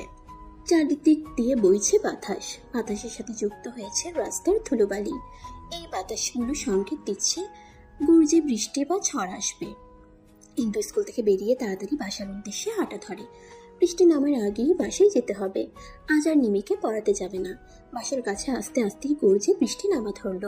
ইন্দু আর না হেঁটে রাস্তার পাশে দোকানের সামনে গিয়ে আশ্রয় নিল। বেশ খানিকটা সময় দাঁড়িয়ে থাকার পরও বৃষ্টি থামার নাম গন্ধ নেই। বৃষ্টির ফোঁটাগুলো বাতাসের কারণে ইন্দুর শরীরকে ভিজিয়ে দিচ্ছে। এভাবে দাঁড়িয়ে থাকলে বাসায় আর সন্ধ্যার আগে ফিরতে পারবে না। ইন্দু বৃষ্টি মাথায় নিয়েই হাঁটা ধরল। কয়েক কদম যেতেই হঠাৎ নিজের উপর বৃষ্টির ফোঁটা পড়তে না দেখে উপরে তাকিয়ে দেখে তার মাথার উপর ছাতা। পাশে ঘুরতেই দেখে তুহিন ইন্দুর মাথায় ছাতা নিয়ে দাঁড়িয়ে আছে আর সে বৃষ্টিতে ভিজছে। ইন্দু ছাতার নিচ থেকে সরে যেতে চাইলে তুহিন বলে, সরে যেও না, বৃষ্টিতে ভিজলে জ্বর আসবে। ইন্দু বিরক্তি নিয়ে বলে, আপনি আবার আসছেন কেন? আপনি যে ভিজছেন আপনার জ্বর আসবে না? ছাতাটা আপনার, আপনি কেন ভিজছেন? আমার বাসা কাছে, চলে যেতে পারবো আমি। তুহিন কথা না বাড়িয়ে ছাতাটা ইন্দুর হাতে ধরিয়ে দিয়ে বলে, চুপচাপ বাসায় যাও। আন্টি হয়তো চিন্তা করছে আর আমাকে নিয়ে তোমার টেনশন করতে হবে না, কিন্তু তোমাকে নিয়ে আমার টেনশন করতে হবে। কথাটা বলে তুহিন পেছন ঘুরে বাসার দিকে চলে যায়। ইন্দু তুহিনের যাওয়ার পানে তাকিয়ে বলে, আমায় কেন ভালোবাসতে গেলেন তুহিন? আমার সত্যিটা জানলে মানতে পারবেন তো? তখন কষ্ট ঘৃণা লাগবে না? আকাশটা আজ মেঘলা। কালো মেঘগুলো উড়ে চলেছে আকাশ জুড়ে। দুদিন আগেও তো আকাশ ঠিক ছিল, সব স্বাভাবিক ছিল। আজ হঠাৎ কেন যে সকালটা এভাবে শুরু হলো কে জানে। ইন্দু রেডি হয়ে নিল। ডাইনিং টেবিলে গিয়ে খাবারটা চটপট খেয়ে কাঁধে ব্যাগটা নিয়ে বেরিয়ে পড়লো। হেঁটে যেতে বেশি সময় লাগে না স্কুলে, তাই ইন্দু হেঁটে যাচ্ছে। হাঁটার মাঝে বারবার মনে হচ্ছে এই বুঝে কোথাও থেকে হুট করে তুহিন এসে ইন্দুর পাশে পায়ে পা মিলিয়ে হাঁটবে। বারংবার আশেপাশে তাকালো, ফলাফল শূন্য। তুহিনের ছিটে ফোটাও নেই। নিজের কার্যকর্ম দেখে নিজেই বিরক্ত ইন্দু প্রভা। লোকটাকে মিস করতে শুরু করলো নাকি ইন্দু? হাতে থাকা ফোনটাই একবার সময় দেখে তাড়াতাড়ি হাঁটা ধরলো। স্কুলে এসে নিজের ক্লাসে চলে গেল ক্লাস নিতে। ক্লাসে মন বসছে না ইন্দুর, কিছু একটা শূন্যতা অনুভব করছে। কালো আকাশটার মতো তার মনটাও কেমন যেন হয়ে যাচ্ছে। ক্লাস থেকে বেরিয়ে করিডোরে এসে দেওয়াল ঘেঁষে দাঁড়ালো। 3 তলার উপর থেকে নিচের দিকে তাকিয়ে কিছু দেখতে লাগলো। এর মধ্যে কখন যে পাশে তার কলিগ সিয়াম এসে দাঁড়িয়েছে ইন্দু বুঝতে পারেনি। হঠাৎ কাশির আওয়াজ ইন্দুর ধ্যান ভাগে। পাশে তাকিয়ে সিয়ামকে দেখে ভরকে যায়। ইন্দুকে ভরকে যেতে দেখে সিয়াম বলে, রিল্যাক্স ইন্দু, তুমি এখানে অন্যমনস্ক হয়ে দাঁড়িয়েছিলে, তাই আসলাম। অন্য কিছু নিয়ে কি চিন্তিত তুমি? ইন্দু মুচকি এসে বলল, না না, তেমন কিছু না, আসলে মাথাটা ধরেছে অনেক, তাই আর কি। সিয়াম কিছুক্ষণ চুপ রইল, কিছু একটা ভেবে বলল, একটা কাজ করা যায় ইন্দু, পাশেই একটা ক্যাফে আছে, ওখানে দারুণ কফি পাওয়া যায়, তোমার মাথা ব্যথা গায়েব হয়ে যাবে। সিয়ামের কথাটা মন্দ লাগলো না ইন্দুর কাছে। এখন একটা কফিরই ভীষণ দরকার। ইন্দু ক্লাস থেকে নিজের ব্যাগটা নিয়ে ক্যাফের উদ্দেশ্যে হাঁটা ধরলে পেছন থেকে সিয়াম ডেকে ওঠে। ইন্দু পেছন ঘুরে জিজ্ঞাসু দৃষ্টিতে তাকালে সিয়াম গালভরা হাসি উপহার দিয়ে বলে, তোমাকে এটার সন্ধান দিলাম আমি, আর আমাকে না নিয়েই চলে যাচ্ছ? ইন্দু স্মিত এসে বলে, সরি, আসলে ভুলে গেছি আপনাকে ডাকতে। সেটাই দেখলাম, তাই নিজেই পিছু ডেকে চলে আসলাম। তাহলে যাওয়া যাক ক্যাফেতে। ইন্দু মাথা নাড়িয়ে হাঁটা ধরলো। বুকের মাঝে কেমন যেন চিনচিন ব্যথা অনুভব হচ্ছে। কাজে মন বসলো না। এখন অর্ধেক রাস্তায় এসে আর ক্যাফেতে যেতে ইচ্ছে করছে না। কাউকে ভীষণ মিস করছে, কিন্তু কাকে? আনমনে হাঁটতে হাঁটতে ক্যাফে অব্দি চলে আসলো। ক্যাফের সবার লাস্টে থাকা একটা ফাঁকা বেঞ্চে গিয়ে বসে পড়লো সিয়াম আর ইন্দু। সিয়াম ওয়েটারকে ডেকে 2টো কফি অর্ডার দিয়ে বকবক করতে লাগলো। ইন্দুর বিরক্ত লাগছে, তবুও ভদ্রতার খাতিরে চুপ রইল। ওয়েটার কফি দিয়ে গেলে ইন্দু সেটা মুখে নিয়ে সামনে তাকাতে তুহিনকে দেখতে পেয়ে মুখে এক চিলতে হাসি ফুটে ওঠে, কিন্তু পরক্ষণেই হাসিটা মিলে যায়। ঘন অন্ধকার হয়ে যায় মুখখানা। তুহিনের পাশে অতি সুন্দরী একটা রমণী বসে আছে। তুহিন মুখ নাড়িয়ে কিছু বলছে আর মেয়েটা এক ধ্যানে তাকিয়ে আছে তুহিনের দিকে। ইন্দুর এটা সহ্য হলো না। মেয়েটার উপর না চাইতেও রাগ হলো। কফি আর খাওয়া হলো না ইন্দুর। সিয়ামকে রেখেই হনহন করে বেরিয়ে গেল ক্যাফে থেকে। তুহিন এতটাই মগ্ন ছিল রিপোর্টটার দিকে যে এখানে যে কেউ একজন তাকে জেলাস হয়ে রেগে তারই পাশ কাটিয়ে চলে গেছে সে বুঝতেও পারল না। রিপোর্ট থেকে মুখ সরিয়ে সামনে থাকা লামিয়া নামের মেয়েটার দিকে তাকিয়ে বলে, চিন্তা করবেন না, রিপোর্টটা আমি ভালো মতোই দেখেছি। আপনার বাবার তেমন সমস্যা নেই, আপনি অযথা টেনশন করছেন। লামিয়া নামের মেয়েটা তুহিনের থেকে রিপোর্টটা নিয়ে সৌজন্যমূলক হাসি উপহার দিয়ে টুকটাক কথা বলে চলে যায়। তুহিন তপ্ত শ্বাস ফেলে। একটা সপ্তাহ ধরে তার উপর দিয়ে কাজের প্রেশার যাচ্ছে অনেক। তার উপর এই মেয়ে বারবার ফোন দিয়ে বাবাকে অযৌক্তিক টেনশন সময় বের করে এসে বুঝিয়ে বলতে হলো শুধু শুধু টেনশন করছে। ইন্দুকে দেখা হয় না 7টা দিন ধরে। মেয়েটা নিশ্চয়ই খুশি হচ্ছে। এদিকে তুহিন যে ইন্দুকে দেখতে না পেয়ে দহনে পড়ছে সেটা যদি মেয়েটা একটু জানতো। ইন্দু আর স্কুলে গেল না। বাসে যাবার পথে একটা খোলা প্রান্ত মাঠ পড়ে। সে উদ্যান মাঠে গিয়ে একটা গাছের তলায় বসলো। ফোন বের করে সময় দেখে নিল। স্মৃতিকে বলেছিল এখানটায় আসতে, মেয়েটা আসছে না দেখে বিরক্ত লাগছে। মিনিট 10 বসে অপেক্ষা করলো। এর মধ্যে স্মৃতিও চলে আসলো। স্মৃতি ইন্দুর পাশে বসে বলে, কি ব্যাপার ম্যাডামের আজ আমার কথা মনে পড়লো যে? ইন্দু দৃষ্টি সামনে রেখেই জবাব দেয়, আচ্ছা স্মৃতি, আমরা মানুষগুলো এমন কেন? স্মৃতি জিজ্ঞাসা দৃষ্টি নিয়ে বলে, কেমন? ইন্দু এবার নড়ে চড়ে বসলো। শুকনো ঠোঁটটা জিহ্বা দিয়ে ভিজিয়ে নিল। পরপর লম্বা শ্বাস নিয়ে বলল, প্লিজ খেপাস না আমার। আচ্ছা বল। আজ তুহিন নামের ছেলেটার সাথে একটা মেয়েকে দেখে বুকের ভেতরটা কেমন যেন ব্যথা করলো। স্মৃতি স্মিত হাসলো ইন্দুর কথা শুনে। ইন্দুর পিঠে হাত দেয়। স্মৃতি ইন্দুর ভাবসাব দেখে কিছুটা আন্দাজ করতে পেরে বলে, মানুষ বড়ই বিচিত্র প্রাণী, এদের মনে কি থাকে এরা নিজেরাই বুঝতে পারে না। তবে যাই বলিস, তুহিন ছেলেটা কিন্তু দারুণ, অন্যান্য ছেলের থেকে ব্যতিক্রম কিছুটা। মুহূর্তেই ইন্দুর মুখের ভাবভঙ্গি পরিবর্তন হয়ে যায়। মনে পড়ে ক্যাফের ঘটনা। বসা থেকে উঠে দাঁড়ায়। তাদের ব্যাগটা শক্ত করে ধরে বলে, সব ছেলে এক, পাত্তা না পেলেই নতুন মেয়ের পেছন ঘোরা শুরু করে। তুই বাসায় চলে যা। কথাটা বলে ইন্দু হাঁটা ধরে। হঠাৎ রেগে যাওয়ার বিষয়টা বুঝলো না স্মৃতি। এই যে আমরা মানুষকে ভালোবেসে গ্রহণ করতে পারি না, আবার তাদেরকে অন্য কারোর সাথে দেখলে রাগ করে বসি। এই মেয়ে কবে যে নিজের ভালো বুঝবে কে জানে। তবে আজ তাড়াতাড়ি কাজ সেরে বিকেলেই হসপিটাল থেকে বেরিয়ে পড়ে। ফোনের লক খুলে সোজা ইন্দুর নাম্বারে কল লাগায়। মেয়েটাকে দেখে না 2 দিন ধরে। ইন্দু বিছানায় অন্যমনস্ক হয়ে বসেছিল। ফোনে রিংটোন বেজে ওঠাই ফোনের স্ক্রিনে নাম্বারটা ভালো মতো না দেখি ফোন রিসিভ করে হ্যালো বলতে ওপাশ থেকে তুহিন বলে ওঠে, ইন্দু তুমি কি একটু নিচে আসতে পারবা? আমি তোমার বাসার নিচে দাঁড়িয়ে। ইন্দু বিছানা থেকে উঠে হন্তদন্ত হয়ে ব্যালকনিতে আসে। নিচের দিকে তাকিয়ে দেখে তুহিন ফোন কানে নিয়ে তার দিকে তাকিয়ে আছে। আপনি আসছেন কেন আমার বাসার সামনে? বলেছিলাম না আসতে। তর্ক করার মুড নেই, নিচে আসো, খুব দরকার। আসতে পারবো না। তেরামি করতেছো কেন? নিচে আসো, 2 দিন দেখিনি, পাগল পাগল লাগছে। ইন্দু ভেঙচি কাটলো। পাগল পাগল লাগবে কেন? ক্যাফেতে কি ভালো লাগেনি? সুন্দর রমণীর সামনে বসে ড্যাব ড্যাব করে তাকিয়েছিল, ভালো লাগেনি? তুহিন ইন্দুর কথার মানে বুঝলো না। ক্যাফের কথা মনে হতেই কালকের কথা মনে পড়লে কাল লামিয়া নামের মেয়েটার সাথে ক্যাফেতে ছিল, তার মানে ইন্দু সেখানে ছিল। আচ্ছা, মেয়েটা কি কোনোভাবে জেলাস? কথাটা মনে আসতেই মুখে হাসি ফুটে উঠলো। যাক, এবার তাহলে একটা পথ পেয়েছে। হ্যাঁ, মেয়েটা বেশ সুন্দরী ছিল। আচ্ছা, তোমার যেহেতু আসতে সমস্যা, তাহলে লামিয়াকে ডেকে নিয়ে যাচ্ছি। মেয়েটা হেল্প করতে পারবে আমার, তোমার তাহলে আসতে হবে না। কি হেল্প বলেন, করে দিচ্ছি। নিচে না আসলে বলবো কিভাবে? রেডি হয়ে আসবে। আমি রেডি। আচ্ছা, নিচে আসো। ইন্দু আচ্ছা বলে ফোন কেটে দেয়। তুহিন হাসে। মেয়েটা আপন করে নেয় না, আবার কারোর সাথে দেখলে মেনেও নিতে পারে না। মেয়েদের জাতীয় স্বভাব বুঝি এটাই। কি হেল্প করা লাগবে বলেন। তুহিন উপর থেকে নিচে অব্দি ইন্দ্রপ্রভাকে পরখ করে নিল।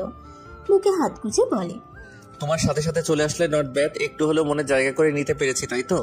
ইন্দু বিরক্ত হলো নিজের করা কাণ্ড কারখানা দেখে। লোকটার কথাই এসেও বিপাকে পড়েছে। আচ্ছা, আমি তাহলে চলে যাচ্ছি। কথাটা বলে ইন্দু চলে যেতে নিল। তুহিন বলে ওঠে, যেও না ইন্দু, 7টা দিন দেখিনি, একটু দাঁড়াও, তোমায় দেখে চোখের তৃষ্ণা মিটাই। ইন্দু দাঁড়িয়ে গেল। পেছনে ফেরার সাহস হয় না। লোকটাকে সেদিন কত কিছু বললো, তবুও লোকটা আবার এসেছে। নিজেকে শক্ত করলো ইন্দু। পেছন ঘুরে তুহিনের মুখোমুখি দাঁড়িয়ে বলে, আপনি কতটুকু ভালোবাসেন আমায়? তুহিন হাসলো, নির্বিকারে জবাব দিল, ভালোবাসার কি পরিমাপ করা যায় আদৌ? এই যে তুমি কি কখনো মাটি থেকে আকাশের মাঝে যে ব্যবধান, সেটা পরিমাপ করতে পারবে? এটার সাথে ওটার তুলনা কিভাবে হয়? এই যে তুমি প্রশ্ন করছো তোমায় আমি কতটা ভালোবাসি, মাটি থেকে আকাশের মাঝে যেটুকু ব্যবধান, আমি সেইটুকুই ভালোবাসি তোমায়। শোনেন, আমি আপনাকে একটা কথা বলবো। আমার মনে হয় কথাটা শুনলে আপনি আর আমার পেছন ঘুরে সময় নষ্ট করবেন না। তুহিন ভ্রুকুটি করে। কি কথা? কাল ফ্রি আছেন? হ্যাঁ। তাহলে বিকেল 3টায় আমার স্কুলের সামনে দাঁড়িয়ে থাকবেন। আমার ব্যাপারে আপনাকে আমি সব বলবো। এরপর আর জীবনেও আপনি আমার সামনে আসবেন না।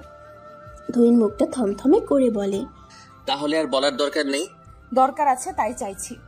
আপনি চলে আসবেন ঠিক সময়। এখন আসি। কথাটা বলে ইন্দু চলে যায়। শুধু শুধু ছেলেটাকে এভাবে কষ্ট দেওয়ার মানে হয় না। ছেলেটা সাময়িক কষ্ট পেলেও কিছু করার নেই। তুহিন ঠাই দাঁড়িয়ে ইন্দুর যাওয়া দেখলো। ইন্দু চোখের আড়াল হতে এলোমেলো পায়ে হেঁটে বাসায় আসলো। কাল কি এমন ইন্দুর ব্যাপারে সত্যি বলবে ইন্দু? এমন কোনো সত্যি শুনতে চায় না তুহিন, যেটাই তাদের মাঝে দূরত্ব বাড়বে। ইন্দু বাসায় আসতে ইন্দুর মা মনোয়ারা বেগম বলে ওঠে, বলে দিয়েছ সব? ইন্দু সোফায় বসে পড়লো। সোফায় গায়ে দিয়ে চোখ বন্ধ করে বলল, সাহস পাইনি মা বলার। কাল আসতে বলেছি, কাল যে করেই হোক বলতে হবে। ওনার এমন পাগলামি ভালো লাগছে না। সামনে থাকলে দূরে সরিয়ে দিতে ইচ্ছে করে, আবার চোখের আড়াল হলে পাগল পাগল লাগে। আমি বড্ড ক্লান্ত হয়ে গেছি মা। মনোয়ারা বেগম মেয়েকে জড়িয়ে ধরলেন। মেয়ে যে তুহিনকে ভালোবেসে ফেলছে এটা বুঝতে অসুবিধা হলো না। সামনে কি অপেক্ষা করছে কেউ জানে না। ভেঙে পড়ো না মা, সব ঠিক হবে। তুহিন বুঝবে তোমাকে। আমি দেখেছি ছেলেটা তোমায় কতটা ভালোবাসে।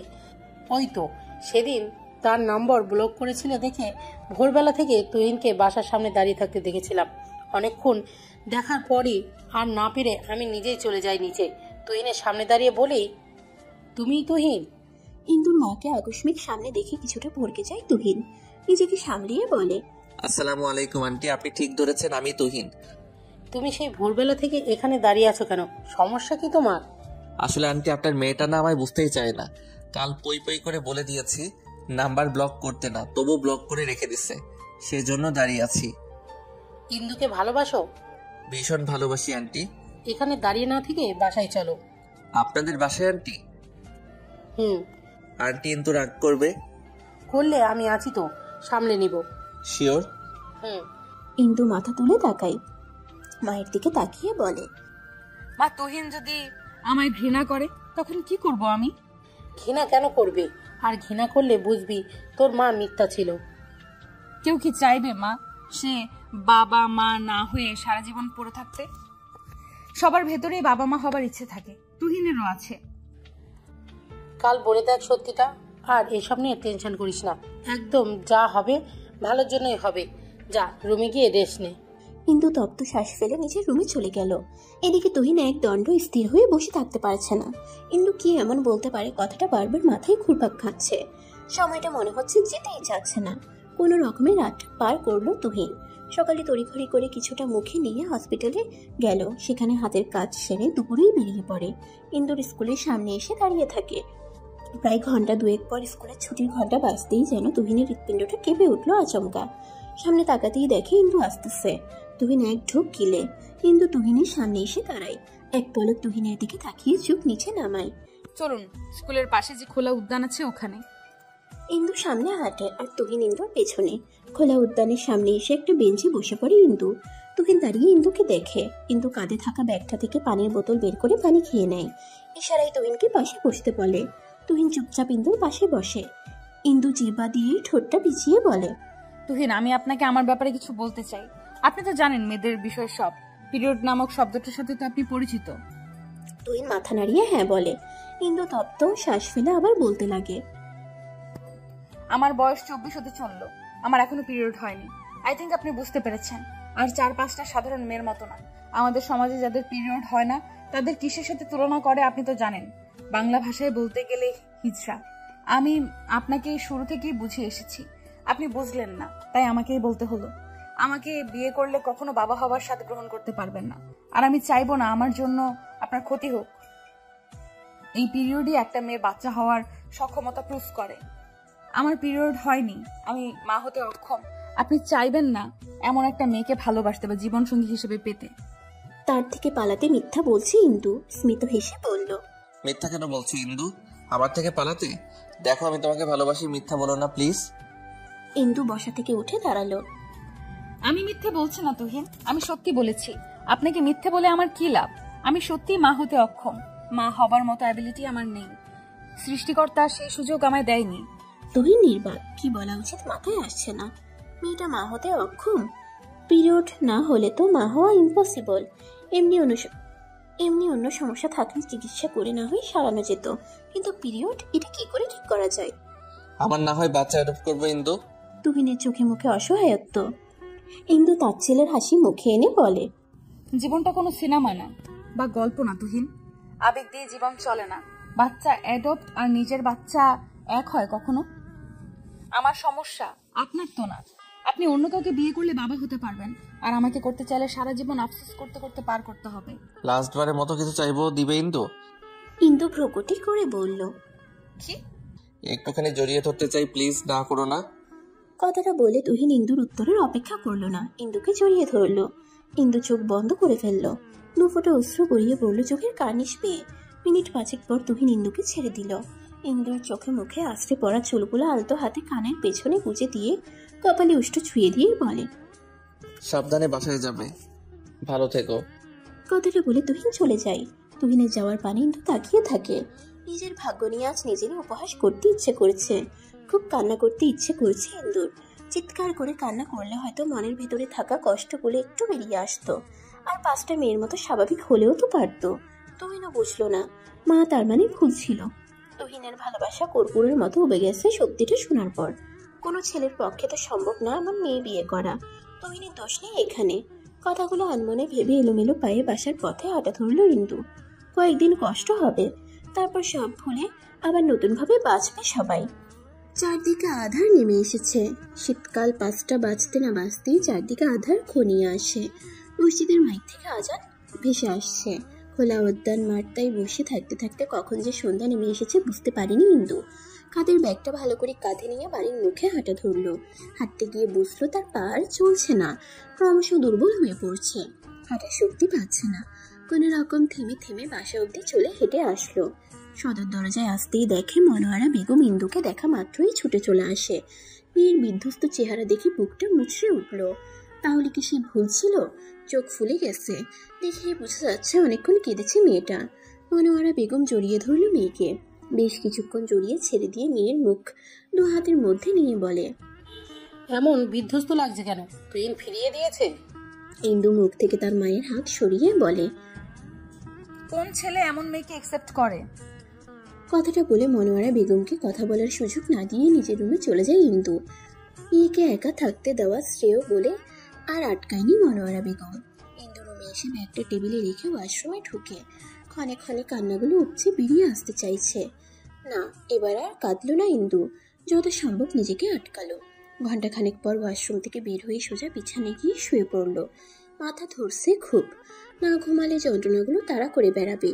মনোয়ারা বেগম রাতের দিকে মেয়ের রুমে আসেন খেতে ডাকার জন্য, কিন্তু ইন্দু না করে দেয়, তার খেতে ইচ্ছে করছে না। মনোয়ারা বেগম তপ্ত শ্বাস ফেলে। মেয়েটার জীবনে সুখেরা ধরা দিবে কবে জানা নেই। তুহিনের চোখে অসীম ভালোবাসা দেখেছিল ইন্দুর জন্য, সেগুলো মিথ্যা হয়ে গেল সব। তাহলে may I come in sir? Doctor Suman নিজের কেবিনে বসেছিল, হঠাৎ তুহিনকে দেখে বলে, হ্যাঁ আসো ভেতর। তুহিন ভেতরে আসলো। সুমন চোখের ইশারায় বসতে বলল, স্যার একটা জরুরি কথা বলার ছিল। হ্যাঁ বলো তুহিন। আচ্ছা স্যার, যাদের শারীরিক গঠন মেয়েদের মতো সবকিছু সেম মেয়ে, কিন্তু তার পিরিয়ড নামক জিনিসটা হয় না, এক্ষেত্রে কি কোনো সলিউশন আছে? সুমন ভ্রুকুটি করলো, হাতে থাকা কলমটা ঘোরাতে ঘোরাতে বলল, ব্যাপারটা কি বলো তো? আসলে স্যার ব্যাপারটা হলো একটা মেয়ের বয়স, যার বয়স 24, কিন্তু এখনো পিরিয়ড হয়নি। সে কি ডক্টর দেখানো উচিত ছিল তো? আমার মাথা কাজ করছিল না তখন, তাই ভুল করে আমি জিজ্ঞেস করতে পারিনি। আমার মনে হয় না মেয়েটার কোনো চেষ্টায় বাকি রেখেছে। বাট এই পিরিয়ডটা মূলত 12-13 বছর থেকে শুরু হয়। তখন যদি না হয় তখন ডক্টর দেখাতে হয়। সেখানে মেয়েটার বয়স 24 হয়ে গেছে। নিশ্চয়ই কোনো পথ নেই এখন আর। এটার কোনো চিকিৎসা নেই? আগে মেয়েটার থেকে সব বিস্তারিত জেনে আমাকে জানাও। সলিউশন থাকলে আমি অবশ্যই বলবো। এই পিরিয়ড প্রসেসটা সম্পূর্ণ আল্লাহ তাআলার দান। এমন যদি হতো যে 2-1 বার হয়েছে দেন আর হয়নি, তাহলে না হয় সলিউশন বের করা যেত, কিন্তু তার তো একবারের জন্য হয়নি। ঠিক আছে স্যার, আমি আসি তাহলে। তুহিন কেবিন থেকে বের হয়ে যেটুকু আসার আলো ছিল এখন সেটাও নিভু নিভু। মেয়েটা এতদিন নিজেকে কিভাবে সামলিয়ে এসেছে ভাবতেই তুহিনের বুকটা দুমড়ে মুচড়ে উঠল। এই একটা কারণে মেয়েটা তাকে অ্যাভয়েড করলো। হসপিটাল থেকে বেরিয়ে এক নির্জন রাস্তায় গিয়ে ধপ করে বসে পড়ল তুহিন। সে কোনো মতেই ইন্দুকে ছাড়তে পারবে না। সে তো ইন্দুকে ভালোবেসেছে, মাঝপথে ছেড়ে দেওয়ার জন্য না। কোনো একটা রাস্তা তার নিজেরই বের করতে হবে। কথাগুলো ভেবে বসা থেকে উঠে বাসার দিকে হাঁটা ধরল। বাসায় এসে ফ্রেশ হয়ে মায়ের রুমে গেল। তুহিনের মা বালিশে কাবার লাগাচ্ছিল। তুহিন পেছন থেকে মাকে জড়িয়ে ধরল। হঠাৎ ছেলেকে জড়িয়ে ধরতে দেখে কিছুটা অবাক হয় তনয়া বেগম। ছেলের মাথায় হাত রেখে বলে, হঠাৎ আজ মাকে জড়িয়ে ধরলি? তুহিন মাথা উঁচু না করেই বলে, কেন, আমি কি জড়িয়ে ধরতে পারি না? অবশ্যই পারিস। মন খারাপ? না, একটা সলিউশন খুঁজছি। কিসের সলিউশন? তুহিন তার মাকে ছেড়ে দিয়ে বিছানায় বসলো। চোখের ইশারায় তার মাকেও বুঝতে বলল। তনয়া বেগম বসে চোখের ইশারায় জিজ্ঞেস করলো। তুহিন তার মায়ের হাতটা ধরে বলে, আচ্ছা মা, একটা মেয়ের যদি পিরিয়ড না হয় তার কি সংসার করা বারণ? তনয়া বেগম অনেকটা অবাক হন ছেলের কথা শুনে। তার ছেলে কখনো এসব কথা বলে না। ছেলের দিকে পলক্ষীন ভাবে চেয়ে বলে, হঠাৎ এই কথা কেন বলছিস? আচ্ছা তুমি তো মা, তাই না? তোমার কি মনে হয় পিরিয়ড না হওয়ার পেছনে কি একটা মেয়ের হাত থাকে? অবশ্যই না, এটা সম্পূর্ণ আল্লাহর দান। তাহলে কি একটা মেয়ের বয়স 24 হওয়ার পরও যদি এটা না হয়, তাহলে কি তাকে বিয়ে করা বারণ? তনয়া বেগম সন্দেহজনক দৃষ্টি নিয়ে বলে, তুই কার কথা বলতে চাইছিস তুহিন? আমার এক পেশেন্টের মা, তার হয়নি পিরিয়ড, কিন্তু তাকে একটা ছেলে পাগলের মতো ভালোবাসে। তার কাছে এটা কোনো বড় সমস্যা মনে হচ্ছে না। তাকে যদি ছেলেটা বিয়ে করে ঘরে নেয় তাহলে কি খুব অন্যায় হবে?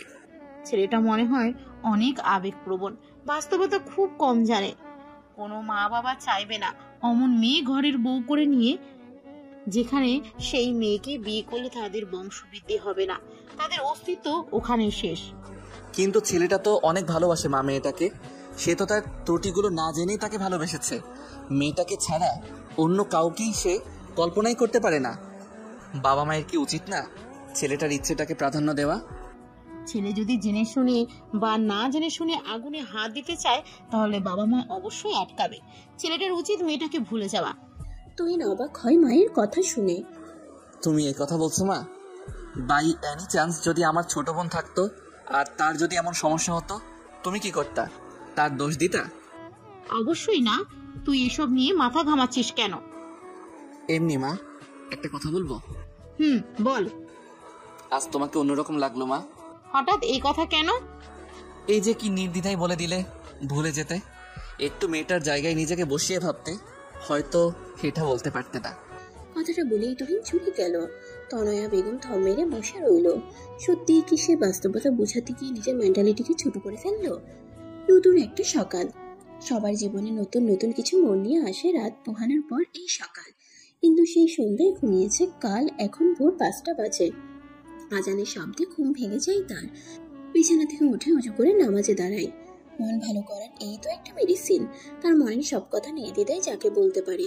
মোনাজাতের রবের নিকট বুকের মধ্যে রাখা চাপা কথাগুলো বলে মনটাকে হালকা করলো। মোনাজাত শেষ করে রুম থেকে বের হতেই দেখে রান্নাঘর থেকে টুকটাক আওয়াজ ভেসে আসছে। মনোয়ারা বেগম রান্না করছেন। ইন্দু সেদিকে একবার চেয়ে গায়ে চাদরটা জড়িয়ে বাহিরে বেরিয়ে যায়। প্রায় মিনিট 20 মতো হাঁটাহাঁটি করে বাসায় ফিরে রেডি হয়ে খেয়ে দিয়ে স্বাভাবিকভাবে স্কুলে চলে যায়। মনোয়ারা বেগম অবাক হয় মেয়ের এমন স্বাভাবিক আচরণ দেখে। মেয়ে বের হলে ঘরের দরজা আটকে ইলিয়াসকে স্কুলে পৌঁছে দেওয়ার জন্য বেরিয়ে পড়ে। আসসালামু আলাইকুম আন্টি। মনোয়ারা বেগম ছেলেকে স্কুলে পৌঁছে দিয়ে বাজারের দিকটায় আসে কিছু সবজি কিনতে। হঠাৎ পরিচিত কণ্ঠ শুনে পেছন ঘুরে দেখে তুহিন। ছেলেটা তার দিকে এগিয়ে আসলো। চোখ মুখের হাল দেখে মনে হচ্ছে রাতে ঘুমায়নি। তুহিনের দিকে পলক্ষীন তাকিয়ে সালামের জবাব দিলেন মনোয়ারা বেগম। তুহিন তার শুষ্ক ওষ্ঠ জিহ্বা দিয়ে ভিজিয়ে নিয়ে বলে, আন্টি আপনি কি ফ্রি আছেন? আসলে আমি একটু আপনার সাথে কথা বলতে চাই। মনোয়ারা বেগম সবজির দোকান থেকে সবজি নিয়ে টাকা দিয়ে বলে, কি বলবে তুমি? আসলে আন্টি আমি ইন্দুর ব্যাপারে সবটা জানতে চাই। মনোয়ারা বেগম ঠুকুটি করে জিজ্ঞেস করেন, যা বলার তো ইন্দু বলেই দিয়েছে তোমার, আর কি জানতে চাও? আন্টি ইন্দুর এত বড় একটা প্রবলেম, আপনারা ওর চিকিৎসা করেননি? তোমার কি মনে হয় আমরা চিকিৎসা করাইনি? ইন্দুর বাবা সব রকমের চিকিৎসাই ইন্দু করিয়েছে। ডক্টর কি বলছে আন্টি? আর ওর রিপোর্ট কি বলে? এটা ঠিক হবে না। ওর সবকিছুই মেয়েদের মতে স্বাভাবিক হলেও ও বাচ্চা নিতে অক্ষম। কিছু তো চিকিৎসা থাকবে আন্টি এটার। না, ইন্দুর ওই সমস্যার চিকিৎসা নেই। এটা পারিবারিক ভাবেই হয়েছে। পারিবারিক ভাবে এসেছে মানে? ইন্দুর একটা ফুপি ছিল, যা ইন্দুর মতোই সমস্যা ছিল। উনি কি এখন সুস্থ? আই মিন ওনার এই সমস্যা কি ঠিক হয়েছে? না, উনি 26 বছর বয়সে গাড়ি অ্যাক্সিডেন্টে মারা যান। তারও এই পিরিয়ড হতো না। আন্টি আপনি কি আমায় ইন্দুর মেডিকেল রিপোর্টগুলো দিতে পারবেন? তুমি রিপোর্ট নিয়ে কি করবে? দেখো তুই এসব নিয়ে আর ঘাটাঘাটি করো না। এমনি আমার মেয়ে এখন নিজেকে ঠিক রেখেছে। বেশি ঘাটাঘাটি করলে ও একদম ভেঙে পড়বে। আন্টি ইন্দু জানবে না। আমি শেষবারের মতো চেষ্টা করতে চাই। পারবে না তুই, শুধু শুধু সময় নষ্ট। বড় বড় ডক্টর ফিরিয়ে দিয়েছে ইন্দুকে। সেখানে এখন আশার আলো দেখার মানে মরিচিকার পেছনে দৌড়ানো। কথাটা বলে মনোয়ারা বেগম চলে যায়। তুহিন তার যাওয়ার পানে তাকিয়ে বলে, এভাবে আশা হারালে চলবে না, ভেঙে পড়লেও চলবে না। কথাটা বলে হসপিটালে চলে যায়। ডক্টর সুমনের কেবিনে এসে দরজা নক করে বলে, স্যার আসবো? ডক্টর সুমন এক পেশেন্টের রিপোর্ট দেখছিল। তুহিনের আওয়াজ শুনে বলে, হ্যাঁ আসো। তুহিন ভেতরে ঢুকে বলে, স্যার আপনাকে কাল যে বিষয় বললাম সেটা নিয়ে কথা বলতে চাই। সুমন রিপোর্ট থেকে চোখ সরিয়ে বলে, আমিও কিছু বলতে চাই। জি স্যার বলুন। তুমি বলছিলে মেয়েটার একেবারের জন্য পিরিয়ড হয়নি, তাই তো? হ্যাঁ। তুমি হয়তো জানো যে মহিলাদের পিরিয়ডের বয়স 14 থেকে 16 বছরের মধ্যে। কিন্তু যদি দেরি হয় তাহলে সে অ্যামেনোরিয়া আক্রান্ত। উদাহরণ দিয়ে বলি, এক বা একাধিক মাসিক না হওয়াকে অ্যামেনোরিয়া বলে সংজ্ঞায়িত করা হয়। 15 বছর বয়সের মধ্যে প্রথম পিরিয়ড না পেয়ে থাকলে তবে এটি প্রাথমিক অ্যামেনোরিয়ার হিসাবে পরিচিত। অন্যদিকে আগে পিরিয়ড হয়েছে এমন কারোর দ্বারা পরপর 3 বা তার বেশি পিরিয়ড না হওয়াকে সেকেন্ডারি অ্যামেনোরিয়া বলা হয়। এটি মূলত প্রজনন বয়সে মহিলাদের ঋতুস্রাব বাদ দেওয়া। যদিও কারণগুলি ব্যক্তিবিভেদে বিভিন্ন হয়, তবে সবচেয়ে সাধারণ কারণ হলো হরমোনের ভারসাম্যহীনতা। এটি একটি চিকিৎসাযোগ্য অবস্থা এবং চিকিৎসার কারণের উপর নির্ভর করে। ঋতুস্রাবের জন্য দায়ী বা সম্পর্কিত অঙ্গ, হরমোন এবং গ্রন্থিগুলির পরিবর্তনের কারণে এটি ঘটে। অ্যামেনোরিয়ার চিকিৎসা অ্যামেনোরিয়ার ধরনের উপর নির্ভর করে, বয়সের উপর নির্ভর করে। প্রাথমিক অ্যামেনোরিয়ার চিকিৎসা সতর্কতার সাথে অপেক্ষা করা শুরু হতে পারে, বিশেষ করে যদি দেরিতে ঋতুস্রাবের পারিবারিক ইতিহাস থাকে। প্রজনন অঙ্গ বা যৌনাঙ্গের কোনো গঠনগত সমস্যা থাকলে সার্জারি করা যেতে পারে, তবে এটি স্বাভাবিক মাসিকের নিশ্চয়তা দেয় না। স্যার, পারিবারিক ইতিহাস আছে কিছুটা। যেমন? আমি যার কথা বলেছি তার ফুপুরও এমন প্রবলেম ছিল, তারও পিরিয়ড হতো না। তাহলে এটা ঠিক হওয়ার চান্স 0%। কেন স্যার? বিজ্ঞান তো অনেক দূর এগিয়ে গেছে, তাহলে এটার সলিউশন নেই কেন? বিজ্ঞানেরও কিছু নিয়মাবলী আছে। বিজ্ঞান মানে যে সেসব পারবে এটা কোনো কথা না। উপরেও একজন আছে যিনি সব পরিচালনা করে। মেয়েটা চাইলে বাচ্চা অ্যাডপ্ট করতে পারে। সার্জারি করলেও যে পিরিয়ড হবে তার নিশ্চয়তা নেই। এটার জন্য বেস্ট চিকিৎসা কেন্দ্র কোথায়? তুমি বিড়লা ফার্টিলিটি এবং IVF এ যাও এবং সেরা অ্যামেনোরিয়ার চিকিৎসার জন্য ডক্টর রচিতা মুঞ্জালের সাথে একটি অ্যাপয়েন্টমেন্ট বুক করো। তবে মনে হয় না সলিউশন বের হবে। রঞ্জন এবং ডক্টর গায়াল বলেছেন যে প্রাথমিক অ্যামেনোরিয়ার প্রধান কারণগুলির মধ্যে রয়েছে পারিবারিক ইতিহাস, জেনেটিক সমস্যা এবং লাইফস্টাইল। অ্যামেনোরিয়া বা প্রাথমিক মেনোপজের পারিবারিক ইতিহাস, জেনেটিক বা ক্রোমোসোমাল ত্রুটি, এগুলো আপনার ডিম্বাশয়ের কার্যকারিতা এবং মাসিক চক্রকে প্রভাবিত করে। তবে তুমি গিয়ে দেখতে পারো। ধন্যবাদ স্যার, আসি তাহলে। তুহিন কেবিন থেকে বেরিয়ে সোজা ইন্দুর স্কুলের সামনে যায়। গেটের বাহিরে দাঁড়িয়ে থাকে। ইন্দুর স্কুল ছুটি হতে এখনো 8 ঘন্টা বাকি। আচ্ছা, এই সমস্যায় যদি কোনো সলিউশন বের না হয় তখন কি হবে? তুহিন তো ইন্দুকে ছেড়ে থাকতে পারবে না। প্রায় 8 ঘন্টা পর ইন্দু স্কুল থেকে বের হয়। কোনো দিকে না তাকিয়ে সোজা বাসার দিকে হাঁটা ধরে। পেছন থেকে তুহিন ডেকে চলল ইন্দুকে, কিন্তু ইন্দু শুনল না। তুহিন দৌড়ে এসে ইন্দুর সামনে দাঁড়িয়ে বলে, সমস্যা কি তোমার? ডাকছি শুনছো না কেন? ইন্দু তুহিনের দিকে না তাকিয়ে পাশ কাটিয়ে চলে যেতে নিলে তুহিন সহসা ইন্দুর হাত টেনে ধরে। ইন্দু সামনের দিকে তাকিয়ে থেকেই বলে, হাত ছাড়ুন। তুহিন ইন্দুকে টেনে নিজের সামনে এনে দাঁড় করিয়ে বলে, হাত তো ছেড়ে দেওয়ার জন্য ধরিনি, এই যে শক্ত করে ধরে রেখেছি, কখনো ছুটবে না। ইন্দু চেষ্টা করলো তুহিনের থেকে নিজের হাত ছাড়ানোর, কিন্তু পারল না। ইন্দুর ধৈর্যের বাঁধ ভেঙে যাচ্ছে বারংবার।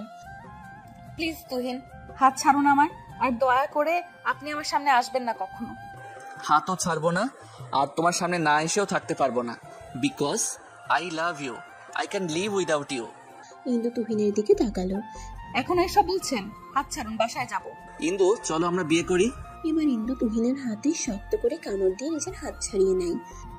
আপনার কি মজা লাগছে আমাকে কষ্ট দিয়ে তুহিন? তুহিন নিজের হাত ঝাঁকাতে ঝাঁকাতে বলে, কামড় দিলে তুমি ব্যথা পেলাম আমি, কষ্ট তোমার লাগবে কেন? আপনাকে বলেছি তো আমার বিষয় সব, তবু কেন এসব করছেন? আমার মায়ের কাছে কেন গিয়েছিলেন আমার রিপোর্ট নিতে? এটাতে তো অন্যায় কিছু দেখছি না আমি ইন্দু। আমি তোমাকে ভালোবাসি তোমার ভালোর জন্য, যেটা করা দরকার সেটাই করতে চাইছি। আমার ভালো আমার থেকে কি আপনি বেশি বোঝেন?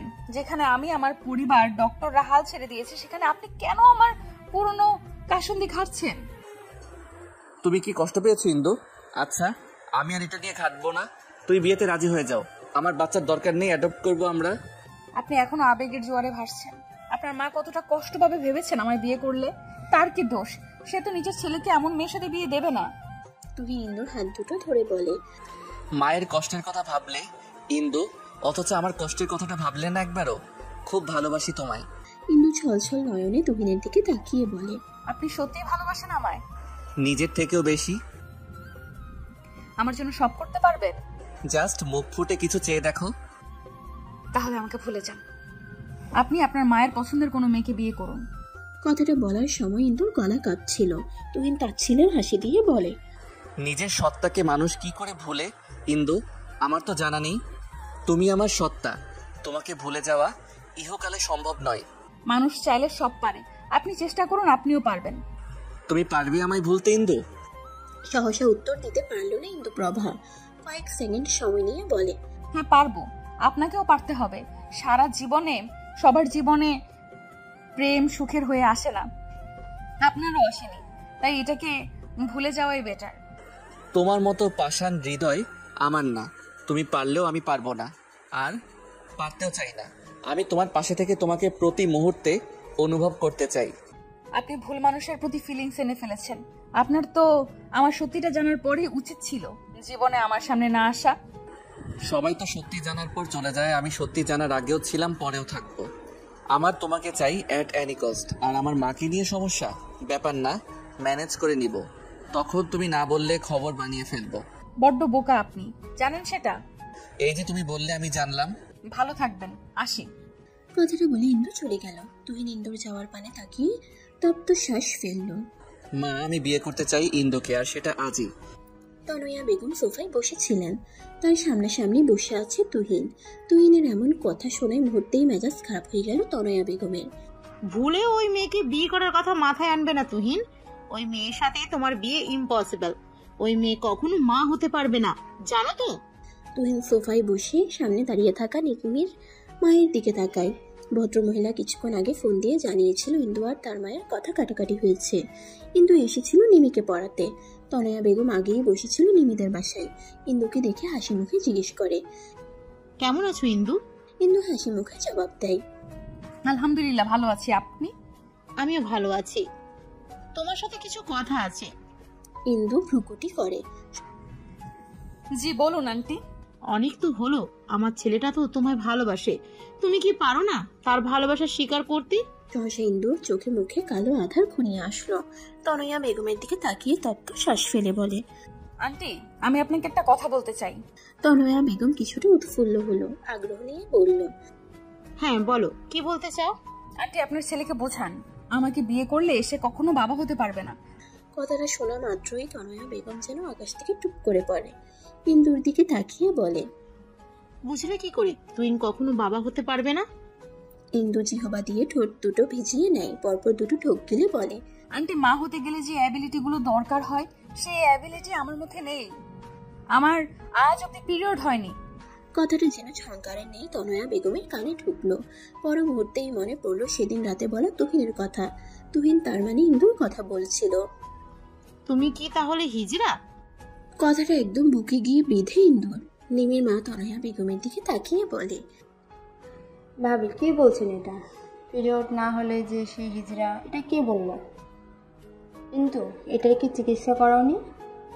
বুঝতে পারছো কত বড় সমস্যার মধ্যে দিয়ে যাচ্ছ তুমি? ইন্দু স্মিত হেসে বলল, জি চিকিৎসা করানো হয়েছে, কিন্তু এটা ঠিক হবে না। আমি আমার বাস্তবতাকে মেনে নিয়েছি। তুহিনকে বোঝাবেন আন্টি, সেও বুঝবে। তনয়া বেগম হন্তদন্ত হয়ে বাসা থেকে বেরিয়ে যায়। নিমির মা ইন্দুর মাথায় হাত বুলিয়ে বলে, তুহিন কিন্তু তোমায় অনেক ভালোবাসে ইন্দু। ছেলেটা আমায় বলেছে সব তোমার ব্যাপারে। সে এই বিষয়টার জন্য মোটেও ছেড়ে দিবেন না তোমার। ইন্দু কিছু না বলে চলে গেল নিমিকে পড়াতে। যত তাড়াতাড়ি সম্ভব এই এলাকা তাকে ছাড়তে হবে। নিমির মা ইন্দুর যাওয়ার পানে তাকিয়ে দীর্ঘশ্বাস ফেলে। অবশ্য তুহিন জানিয়েছিল ইন্দুর ব্যাপারটা। ছেলেটার আকুতি ভরা কণ্ঠ বারবার জানান দিচ্ছিল সে কতটা ভালোবাসে ইন্দুকে। নিমির মা ফোন বের করে তুহিনকে ফোন দিয়ে সব বলে দেয়। তার মতে সামনে ভয়াবহ কিছু অপেক্ষা করছে। দেখো মা, আমার ইন্দুকেই লাগবে, বাচ্চা আমার চাই না। আমি বাচ্চা অ্যাডপ্ট করব।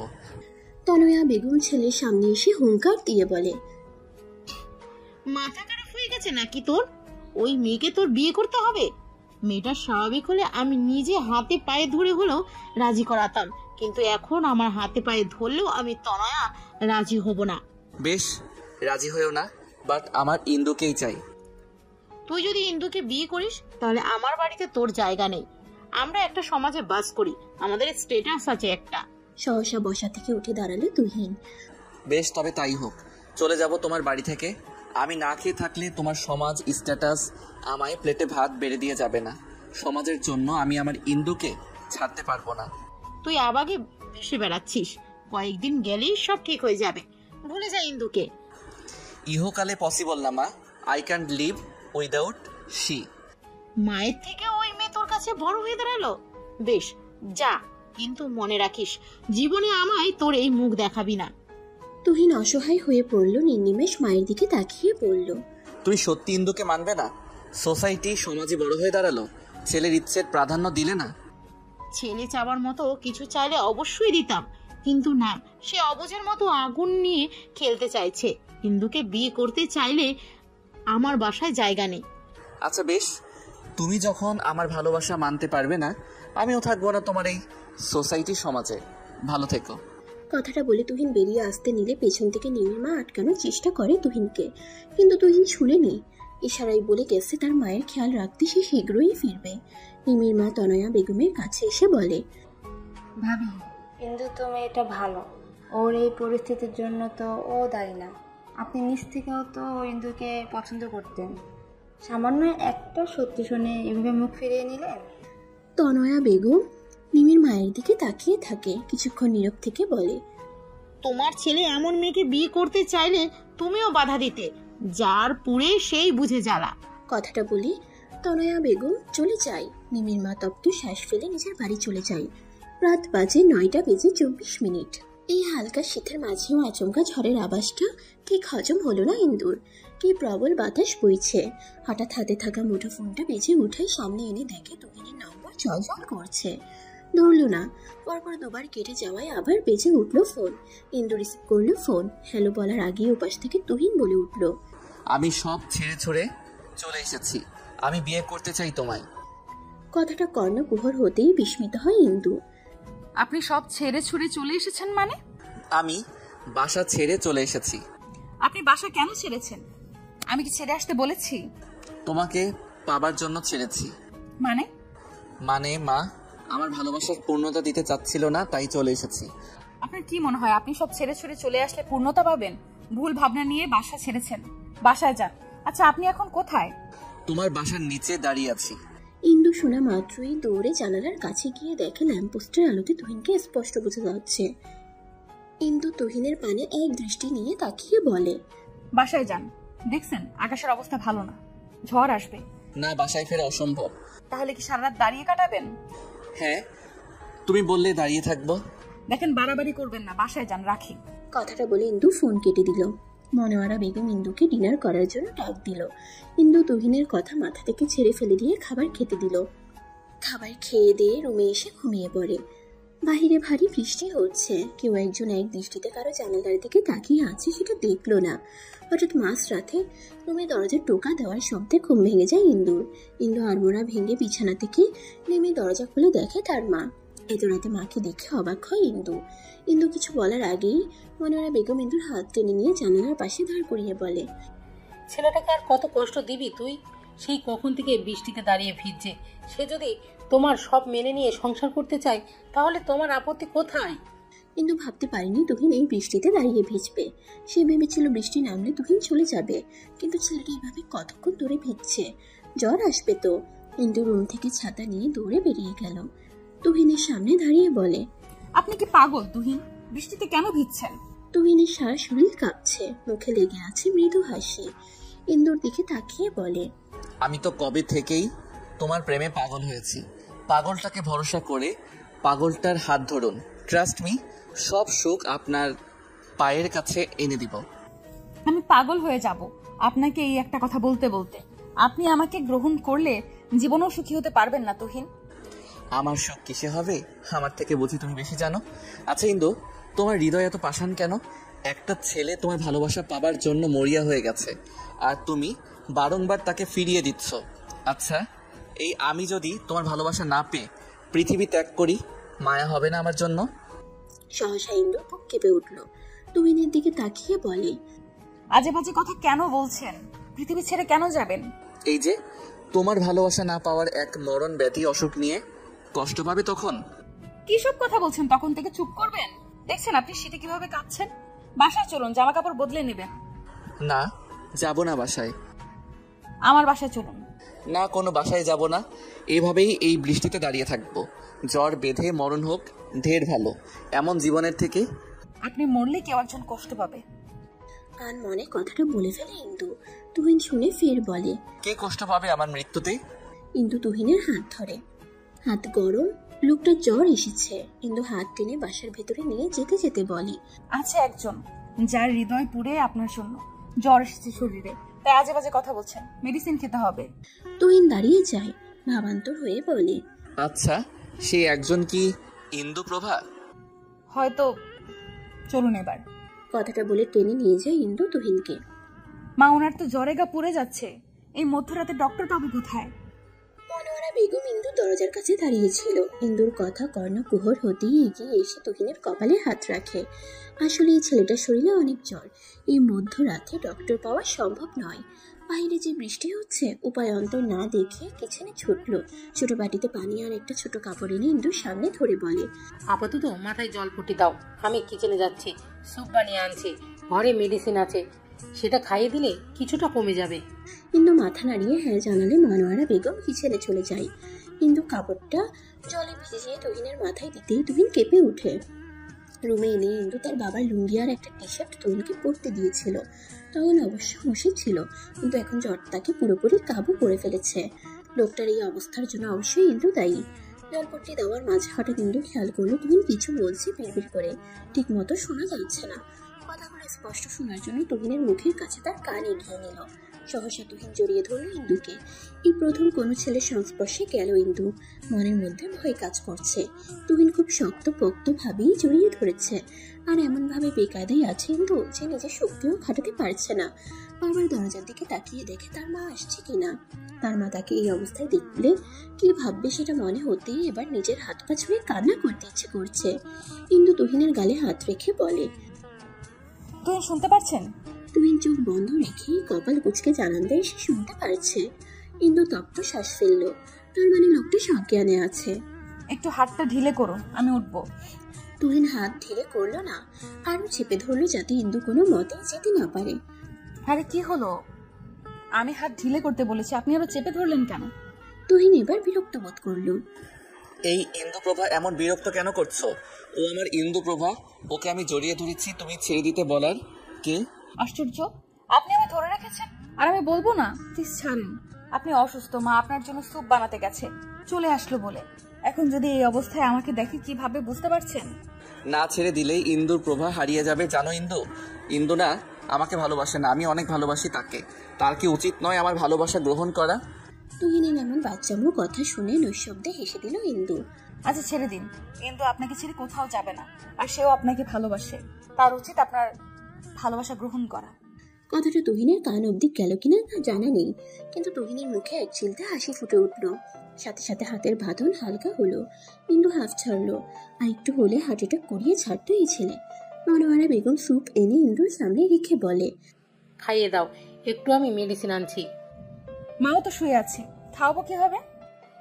ডেকে ওঠাও। মনোয়ারা বেগম চলে যেতে ইন্দু আবার তুহিনের গালে হাত দিয়ে বলে, তুহিন একটু কষ্ট করে উঠুন না, কিছু খেয়ে মেডিসিন খেতে হবে। তুহিনের কানে গেল না কথাটা। ইন্দু আলতো করে তুহিনের গালে থাপ্পড় দেয়। তুহিন নড়ে চড়ে ওঠে। ইন্দু তুহিনের মাথার নিচ থেকে বালিশটা নিয়ে খাটের সাথে হেলান দিয়ে রেখে বলে, একটু উঠে বসুন। তুহিন পিটপিট করে চোখ মেলে তাকায়। ইন্দু স্মিত হেসে বলে, কি হলো, উঠুন, খেতে হবে তো নাকি? তুহিন পাশে তাকিয়ে দেখে সুপের বাটি। নাক মুখ কুচকে ফেলে। নাক মুখ কুচকে লাভ নেই, খেতে হবে এটা।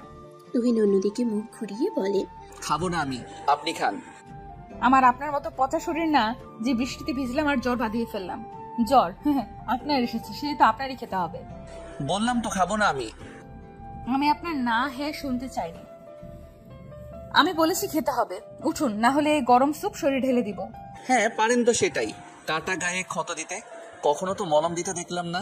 হ্যাঁ, আমি মলম দিতে জানি না। আপনি কেন ক্ষত নিয়ে আসেন? ক্ষতটা অমৃত মনে হয় তাই নিতে আসি বারংবার। তাহলে মলম পাওয়ার বৃথা আশা কেন করেন? মাঝে মাঝে আশা করে ফেলি যদি ম্যাডামের মায়া দয়া হয় এই অধমের উপর। হবে না, সারা জীবন ক্ষতই দিয়ে আসবে। তুহিন অবাক হয়ে বলে, সারা জীবন? ইন্দু স্যুপ খাইয়ে দিতে দিতে বলে, হ্যাঁ সারা জীবন, যতদিন বেঁচে আছি ক্ষতই দিব শুধু। আপনার ক্ষত পাওয়ার খুব ইচ্ছে না? সব মিটিয়ে দেব। তুহিন স্যুপ মুখে নিয়ে হাসি মুখে বলে, আমি অমৃত ভেবে সব সয়ে নিব। সইতে না পারলে খবর আছে তখন। ইন্দু পাশে থেকে যে ক্ষত দিবে তার নির্দ্বিধায় আপন করে নিবে তুহিন। কথার তালে তালে ইন্দু তুহিনকে স্যুপ খাইয়ে দেয়। মনোয়ারা বেগম মেডিসিন এনে ইন্দুর হাতে দিয়ে তুহিনের উদ্দেশ্যে বলে, ভালোবাসা ভালো, কিন্তু অতিরিক্ত ভালোবাসা ভালো নয়। যে ভালোবাসা তোমায় কষ্ট দেয় সেই ভালোবাসা পাওয়ার জন্য মরিয়া হয়ে ওঠো কেন? তুহিন ইন্দুর দিকে তাকিয়ে বলে, কি করব আন্টি বলেন? কিছু মানুষের মন তো পাথরের মতো শক্ত, গলতে সময় লাগে। সেই সময়ের আগেই যদি ছেড়ে দেই তাহলে পাবো কি করে? মনোয়ারা বেগম আর কিছু বলল না, চোখের ইশারে মেয়েকে নিজের রুমে যেতে বলে চলে গেল। ইন্দু মেডিসিনটা তুহিনকে খাইয়ে দিয়ে বলে, এবার ঘুমান, সকাল হতে হতে জ্বর চলে যাবে। কথাটা বলে ইন্দু কাঁথাটা তুহিনের শরীরে দিয়ে দরজা চাপিয়ে চলে যায় মায়ের রুমে। মনোয়ারা বেগম বিছানায় বসে অপেক্ষা করছিল ইন্দুর। ইন্দু আসতেই মনোয়ারা বেগম চোখের ইশারায় পাশে বসতে বলেন। ইন্দু বসে। মনোয়ারা বেগম কথাকে পিছিয়ে না বলে সোজা বলে উঠে, তুমি কি এখনো তুহিনকে ফিরিয়ে দেবে? দেখো ইন্দু, নিজেকে তুচ্ছ ভেবো না। তুহিন যদি তোমায় সব মেনে ভালোবাসতে পারে, তুমি কেন পারছো না? আমি মা হিসেবে সাজেশন করব, তুহিন থেকে বেটার কাউকে পাবে না লাইফে। ইন্দুর দৃষ্টি মেঝেতে, জিহ্বা দিয়ে ঠোঁট ভিজিয়ে বলে, তুমি ঠিকই বলেছো মা, তুহিনকে ছাড়া অসম্ভব। তার ভালোবাসার কাছে আমি মাথা নত। তার মতো আমিও হয়তো তাকে এত ভালোবাসিনি। মনোয়ারা বেগম ইন্দুর হাত দুটো নিজের হাতে নিয়ে বলে, তার মানে তুহিনকে ভালোবাসো? না বেশি কি উপায় আছে বলো? যেভাবে ভালোবাসি ভালোবাসি বলে মাথা খেয়ে ফেলতো, প্রতিদিন বাসায় টু স্কুল অব্দি পেছন পেছন যেত, না চাইতেও বেশি ফেলেছি ভালো। ছেলেটাকে আর কষ্ট দিও না, বলে দিও নিজের মনের কথা। কিন্তু মা, তুহিনের আম্মু তো আমায় মেনে নিবে না। চিন্তা করো না, দুজনে মিলে ঠিকই মানিয়ে নেবে তাকে। মা তো রেগে বেশি দিন থাকতে পারবে না। আন্টি যতদিন রাজি হবে না ততদিন আমি বিয়ে করবো না তুহিনকে। আচ্ছা বেশ, তবে তুহিনকে কষ্ট দিও না। ছেলেটা তোমার জন্য বাড়ি ছেড়ে চলে এসেছে।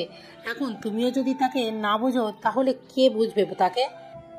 রাত তো অনেক হলো, ঘুমানো উচিত এখন। মনোয়ারা বেগম বলে মা মেয়ে ঘুমিয়ে পড়ল। সকাল সকাল মাথায় হাত দিয়ে বসে আছে তুহিন। মাথাটা ব্যথা করছে। কাল রাতের সব কথাই তার মনে আছে। ইন্দু কফি হাতে করে রুমে প্রবেশ করে। কফিটা তুহিনের সামনে ধরে বলে, কফিটা খেয়ে নিন, মাথা ব্যথাটা কমে যাবে।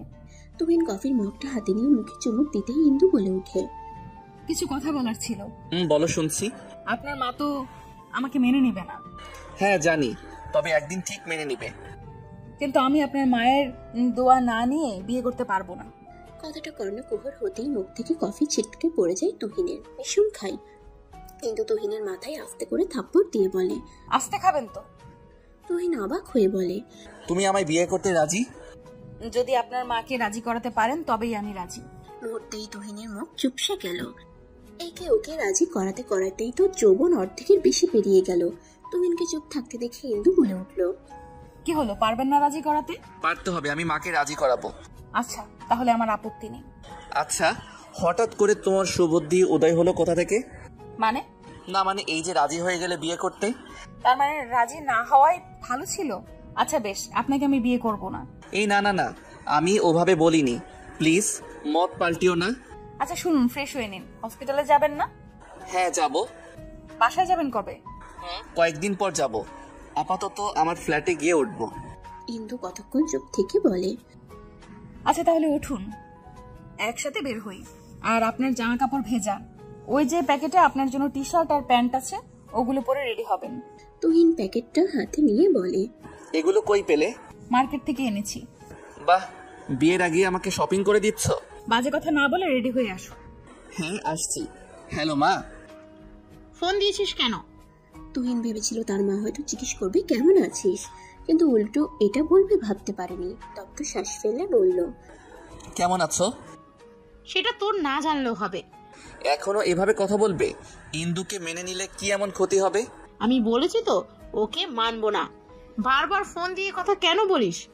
বাই এনি চান্স ধরো আমি মরে গেলাম, তখন তোমার এই সমাজ স্ট্যাটাস কি তোমায় দেখে রাখবে? চড়িয়ে গাল লাল করে দিব। ইন্দুকে মেনে নাও, মেয়েটা তোমার দোয়া ছাড়া আমাকে বিয়ে করবে না। না, মানবো না। রাখ ফোন। তনয়া বেগম ফোন কেটে দেয়। আজ 3 দিন হলো তুহিন তনয়া বেগমকে রাজি করানোর চেষ্টা করছে, কিন্তু তিনি তার কথার হেরফের করছেন না। নিজের মাথার চুল এখন নিজেরই টেনে ছিঁড়তে ইচ্ছে করছে। নিজেকে আয়নায় একবার দেখে হসপিটাল থেকে বেরিয়ে গেল। তার মা রাজি হবে না বুঝে গেছে তুহিন। এখন ইন্দুকেও সেটা বুঝতে হবে। ইন্দুর স্কুলের সামনে গিয়ে দাঁড়িয়ে থাকে তুহিন। স্কুল ছুটি শেষে ইন্দু স্কুল থেকে বেরিয়ে এসে সামনে তুহিনকে দেখে মুখে হাসি ফুটে ওঠে। এগিয়ে যায় তুহিনের দিকে। তুহিন ইন্দুর হাত ধরে হাঁটতে হাঁটতে বলে, আজকালকার মানুষগুলো কেমন জানো? ইন্দু তুহিনের দিকে তাকিয়ে বলে, কেমন? এই যে তারা 1000 টাকা হারিয়ে গেলে 100 বছর পরও আফসোস করবে, কিন্তু একটা মানুষ জীবন থেকে হারিয়ে গেলে আফসোস করবে না, সময়ের সাথে সাথে ভুলে যাবে। তুমিও কি তাদের দলের মাঝে? চুপ করেন তো, শুধু বাজে কথা বলেন। তুহিন বেশ খানিকটা সময় চুপ থেকে আবার বলে, ইন্দু শোনো। শোনান, শুনছি। মা রাজি হচ্ছে না। সহসা ইন্দুর পা থেমে গেল। ছেড়ে চলে যাবে না মাই? তুহিন ইন্দুর গালে হাত দিয়ে বলে, না, চলো বিয়ে করি। মায়ের মানতে সময় লাগবে, কিন্তু ঠিক মেনে নিবে। কিন্তু? কোনো কিন্তু নয়, আমি কালই তোমায় বিয়ে করবো, আর আন্টি তো আছেই। মায়ের সাথে কথা বলবেন না? আমি আসার আগে আন্টিকে বলে দিচ্ছি আমরা এখন শপিং করতে যাব, কাল কোর্টে গিয়ে বিয়ে করব। ভুল করছি না আমরা? এখানে ভুল কোথায় করলাম? আচ্ছা চলুন। ইন্দু আর তুহিন শপিং মলের সামনে এসে ইন্দুর জন্য একটা লাল টকটকে বেনারসি আর নিজের জন্য একটা সাদা পাঞ্জাবি কিনে নিল।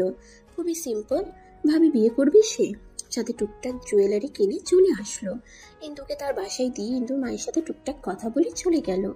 ইন্দুর মা মনোয়ারা বেগম খুব খুশি। কাল মেয়ের বিয়ে, তুহিন আগে থেকেই বলে রেখেছিল তার ছোট্ট মেয়েটা কাল বিয়ে হয়ে যাবে, বাসাটা ফাঁকা ফাঁকা লাগবে। কথাটা ভেবে একটু খারাপ লাগলেও সেটা সে গ্রাহ্য করলো না। বেনারসি শাড়িটা মেয়ের শরীরে মেনে ধরলেন। ইন্দু লজ্জা পেল। ইলিয়াস মা আর বোনের কার্যকলাপ দেখছে। ছোট্ট বোন এইটুকু বুঝলো কাল তার বোনের বিয়ে। ইন্দুদের তেমন আত্মীয় স্বজন নেই বললেই চলে। বাবা মারা যাওয়ার পর সবার থেকে দূরত্ব বেড়েছে। নিজের এলাকা ছেড়ে এখানে এসে থেকেছে। যা আয়োজন করার তাকে একা হাতেই করতে হবে। এর মধ্যে হঠাৎ ফোন বেজে ওঠে ইন্দুর। ফোনটা হাতে নিয়ে দেখে স্মৃতি ফোন দিয়েছে। রিসিভ করে কান নিতেই ওপাশ থেকে স্মৃতি উৎফুল্ল নিয়ে বলল, কংগ্রেস ইন্দু, শাদি মোবারক হোক। অবশেষে বিয়ে করতে রাজি হলি। তুহিন ভাইয়া না বললে মনে হয় বলতি না যে তুই কালকে বিয়ে করতে যাচ্ছিস। আমি নিজেও জানতাম না, স্কুল থেকে ফেরার পরে তুহিন বলেছে। আমি তোকে ফোন করে বলতামই। হয়েছে, থাক, শাক দিয়ে মাছ ঢাকতে লাগবে না। কাল তাড়াতাড়ি আসবি। তোর বলার অপেক্ষা কি আছে? রাত এখন বেশি না হলে আমি এখনই ছুটে আসতাম। পাগলি মেয়ে। হ্যাঁ রাখি, কাল সকাল সকাল চলে আসবো। কিরে, তুই আন্টির অনুমতি না নিয়েই বিয়ে করতে যাচ্ছিস? হঠাৎ সাগর আর নীলাকে নিজের কেবিনে দেখে ভ্রুকুটি করে ফেলে তুহিন। ফাইলটা সাইডে রেখে বলে, কে বললো অনুমতি নেইনি? আমি বলেছি, কিন্তু মা রাজি হয়নি, তাই একাই বিয়ে করার সিদ্ধান্ত নিয়েছি। দেখেছিস সাগর, মেয়েটা কি রকম ব্রেন ওয়াশ করেছে তুহিনের। Just shut up. ও কেন আমার ব্রেন ওয়াশ করাবে? তুহিনের ধমক শুনে সাগর বলে, আস্তে কথা বল, বিয়ে করছিস ভালো কথা, আন্টি কিন্তু বিষয়টা ভালোভাবে নিচ্ছে না। এমনি ইন্দুকে সহ্য করতে পারছে না, তার উপর এভাবে বিয়ে করলে আরও রেগে যাবে। প্যারা নিস না, বিয়ের পর আমি আর ইন্দু মায়ের সব রাগ ভেঙে দিব। যা ভালো বুঝিস। তা কাল কখন যেতে হবে সাক্ষী হিসেবে? দুপুরের দিকে। বিয়ে করতে যাচ্ছিস, ট্রিট তো পাই আমরা। হ্যাঁ দিব, বিয়ের পর একবেলা বউয়ের হাতে রান্না খেতে দিব। এবার কি করবেন ভাবি? তুহিন তো ইন্দুকে কাল বিয়ে করবে। আপনি কি পারতেন না মেয়েটাকে মেনে নিতে? ছেলের সুখের জন্য তো বাবা মা কত কিছু করে। জেনে শুনে কি করে মেনে নিব ইন্দুকে? তুমি বলো নিমির মা। মেয়েটা তো আগে থেকে বলে দিল। সে চাইলে তো বিষয়টা লুকিয়ে রাখতে পারতো। কই রাখছে নাকি? আপনি বলেন। সে তো তুহিনকে বুঝালো, আপনার ছেলেও তো বুঝলো না। আপনি ইচ্ছে করে আপনার আর ছেলের মাঝে দূরত্ব ক্রিয়েট করেছেন। আমি কি করব তাহলে? ইন্দুকে মেনে নিন। বয়স হচ্ছে আপনার, সেই বয়সে কি ছেলের সাথে এমন করলে চলে বলেন? আল্লাহ না করুক অসুস্থ হয়ে ঘরে পড়লে আপনাকে টানবে? আপনার স্ট্যাটাস সমস্ত ঘুরেও তাকাবে না। আপনি না হয় 2-1 দিন করবো, তারপর তো আমিও নিজেই অতুষ্ট হব। শেষ পর্যন্ত আপনার কিন্তু আপনার ছেলেকে লাগবে। আচ্ছা, তুমি তোমার বাসায় যাও, একা থাকতে দাও আমায়, ভালো লাগছে না। নিমির মা চলে আসে বাসা থেকে। ভালোই বুঝ দিয়েছে কাজ হবে এতে। হঠাৎ মাঝরাতে ফোন বেজে উঠে কিছুটা অবাক হয় তুহিন। কতক্ষণ আগেই ইন্দুর সাথে কথা বলেছে, এখন আবার কার ফোন? ফোনটা চোখের সামনে আনতেই দেখে তার মায়ের ফোন। ফোন রিসিভ করে কানে নিতেই ওপাশ থেকে গম্ভীর কণ্ঠে ভেসে আসে, বিয়ে করছিস ভালো কথা, আমার পুত্রবধূকে যেন আমি আমার বাসায় দেখি। কথাটা সত্যি শুনলো নাকি তুহিন, সেজন্য হাতে একটা চিমটি কাটে। না, সত্যি শুনেছে। সত্যি বলতেছো? না, মিথ্যা বলছি। জানি আমার মা মিথ্যা বলে না। আচ্ছা, তোমাদের মেয়েদের মন এমন কেন মা? কেমন? এই যে হুটহাট কখন মন বদলে ফেলো বোঝাই যায় না। বিয়ে করতেছিস কাল, বিয়ের পর বুঝতে পারবি। হ্যাঁ তা ঠিক। একটা কথা বলি মা, কি? পৃথিবীর মধ্যে সবচাইতে সুখী মানুষটা কে এখন জানো? কি? তোমার ছেলে তুহিন। আল্লাহ হঠাৎ করে জীবনটা পাল্টা দিল। কয়েকদিনের ব্যবধানে জীবনের সব ইচ্ছেগুলো এক এক করে পূরণ করে দিচ্ছে। এটা মিরাক্কেল না বলো? মন থেকে আল্লাহর কাছে কিছু চাইলে তিনি কখনোই খালি হাতে ফিরায় না। কাল বিয়ে, এখন ঘুমা। বিয়ের শেষে এক মুহূর্ত দেরি না করে ইন্দুকে এই বাড়িতে নিয়ে আসবে। খুব শীঘ্রই দেখা হচ্ছে মা। ইন্দুকে নিয়ে ফিরছি কাল তোমার কাছে। ভালোবাসি মা। পাগল ছেলে। উদাস মুখে বসে আছে ইন্দু। একটু পর বিয়ে করতে যাবে, অথচ কেমন যেন লাগছে। ইন্দুর মা ইন্দুকে পর্যবেক্ষণ করে বলে, কি হলো, এইভাবে বসে আছিস কেন? ইন্দু নড়ে চড়ে বসলো। মা, আমার কেমন যেন লাগছে। তুহিনের মা রাজি না বিয়েতে, তার অমতে বিয়ে মন সায় দিচ্ছে না। মনোয়ারা বেগম হাসে মনে মনে। ইন্দুকে তুহিন বলতে নিষেধ করেছে যে তার মা রাজি হয়েছে, সারপ্রাইজ দিবে। বিয়ে মাথায় হাত দিয়ে বলে, চিন্তা করো না, সব ভালোই হবে। রেডি হয়ে নাও, যেতে হবে। ইন্দু মাথা নাড়িয়ে রেডি হয়ে নেয়। স্মৃতি হেল্প করলো সাজাতে। আয়নার সামনে দাঁড়িয়ে বধূ সেজে নিজেকে দেখে অজানা এক শীতল ঠান্ডা হাওয়া বয়ে গেল শরীর বেয়ে। কখনো ভাবিনি এভাবে বউ সাজবে সে তুহিনের জন্য। তুহিনকে ইন্দু কখনো পাঞ্জাবি পরা অবস্থায় দেখেনি। আচ্ছা, কেমন লাগবে তুহিনকে পাঞ্জাবি পরা অবস্থায়? নিশ্চয়ই সুদর্শন লাগবে। কথাগুলো ভেবে আনমনে হেসে ফেলে ইন্দু। স্মৃতি ইন্দুর অকারণে হাসি দেখে বলে, বিয়ের আগেই এমন হাসি, বিয়ের পর কিভাবে হাসবি তাহলে? চল বের হতে হবে। ইন্দু হ্যাঁ বলে হাতে ফোনটা নিয়ে তুহিনকে মেসেজ দেয়। কাল রাতে বলে দিয়েছিল তার জন্য একগুচ্ছ কাঠগোলাপ আনতে, সেটা যেন ঠিক মনে করে আনে, সেজন্য মেসেজ দেয়। মেসেজটা দিয়ে স্মৃতি, ইন্দু, মনোয়ারা বেগম আর ইলিয়াস বেরিয়ে যায়। উকিলের চেম্বারের সামনে এসে দাঁড়িয়ে থাকে তারা। তুহিনের আসার নাম নেই। মিনিট 20 পর তুহিন ও তার ফ্রেন্ডরা আসে। ছেলেটাকে কল্পনায় ভাবার থেকে বেশি সুন্দর লাগছে। তুহিন ইন্দুর মায়ের কাছে গিয়ে কুশলাদি করে তাদের ভেতরে যেতে বলে।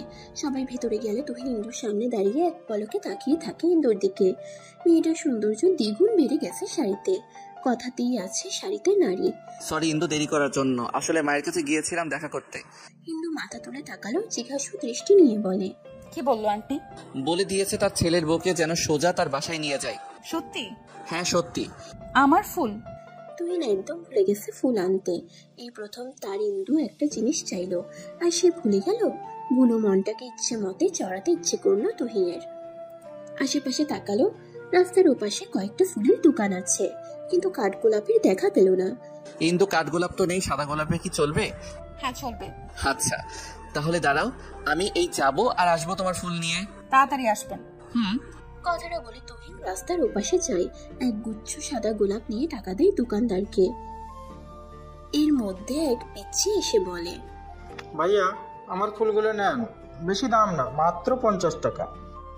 তুহিন দেখলো ছেলেটার কাছে 5টার মতন লাল গোলাপ। কিছু একটা ভেবে ফুলগুলো নিয়ে 200 টাকার নোট ধরিয়ে দিয়ে বলে, বাকি টাকা লাগবে না, তোমার কাছে রেখে দাও। আমার আর তোমার ওই যে আপুটার জন্য দোয়া করবে। আজ আমাদের বিয়ে। ছেলেটা মাথা নাড়িয়ে চলে যায়। ইন্দু দাঁড়িয়ে থাকতে থাকতে বিরক্ত হলো। রোডের এপাশ থেকে হাত নাড়িয়ে বলে, আর কতক্ষণ? তুহিন ফুল দেখিয়ে বলে, হয়ে গেছে, আসছি আমি। অনেকগুলো ফুল এনে তার প্রিয় তোমার হাতে দিয়ে বলল, আমি তোমাকে অনেক ভালোবাসি। এখন তাদের বিয়েটাও হয়ে গিয়েছে, তাদের সুখেরও সংসার হয়েছে, তারা অনেক সুখে আছে, তাদের জন্য দোয়া করবেন। তো গল্পটা এখানেই শেষ। নেক্সট গল্পতে আপনাদের সাথে দেখা হচ্ছে। সবাই ভালো থাকবেন। আল্লাহ হাফেজ।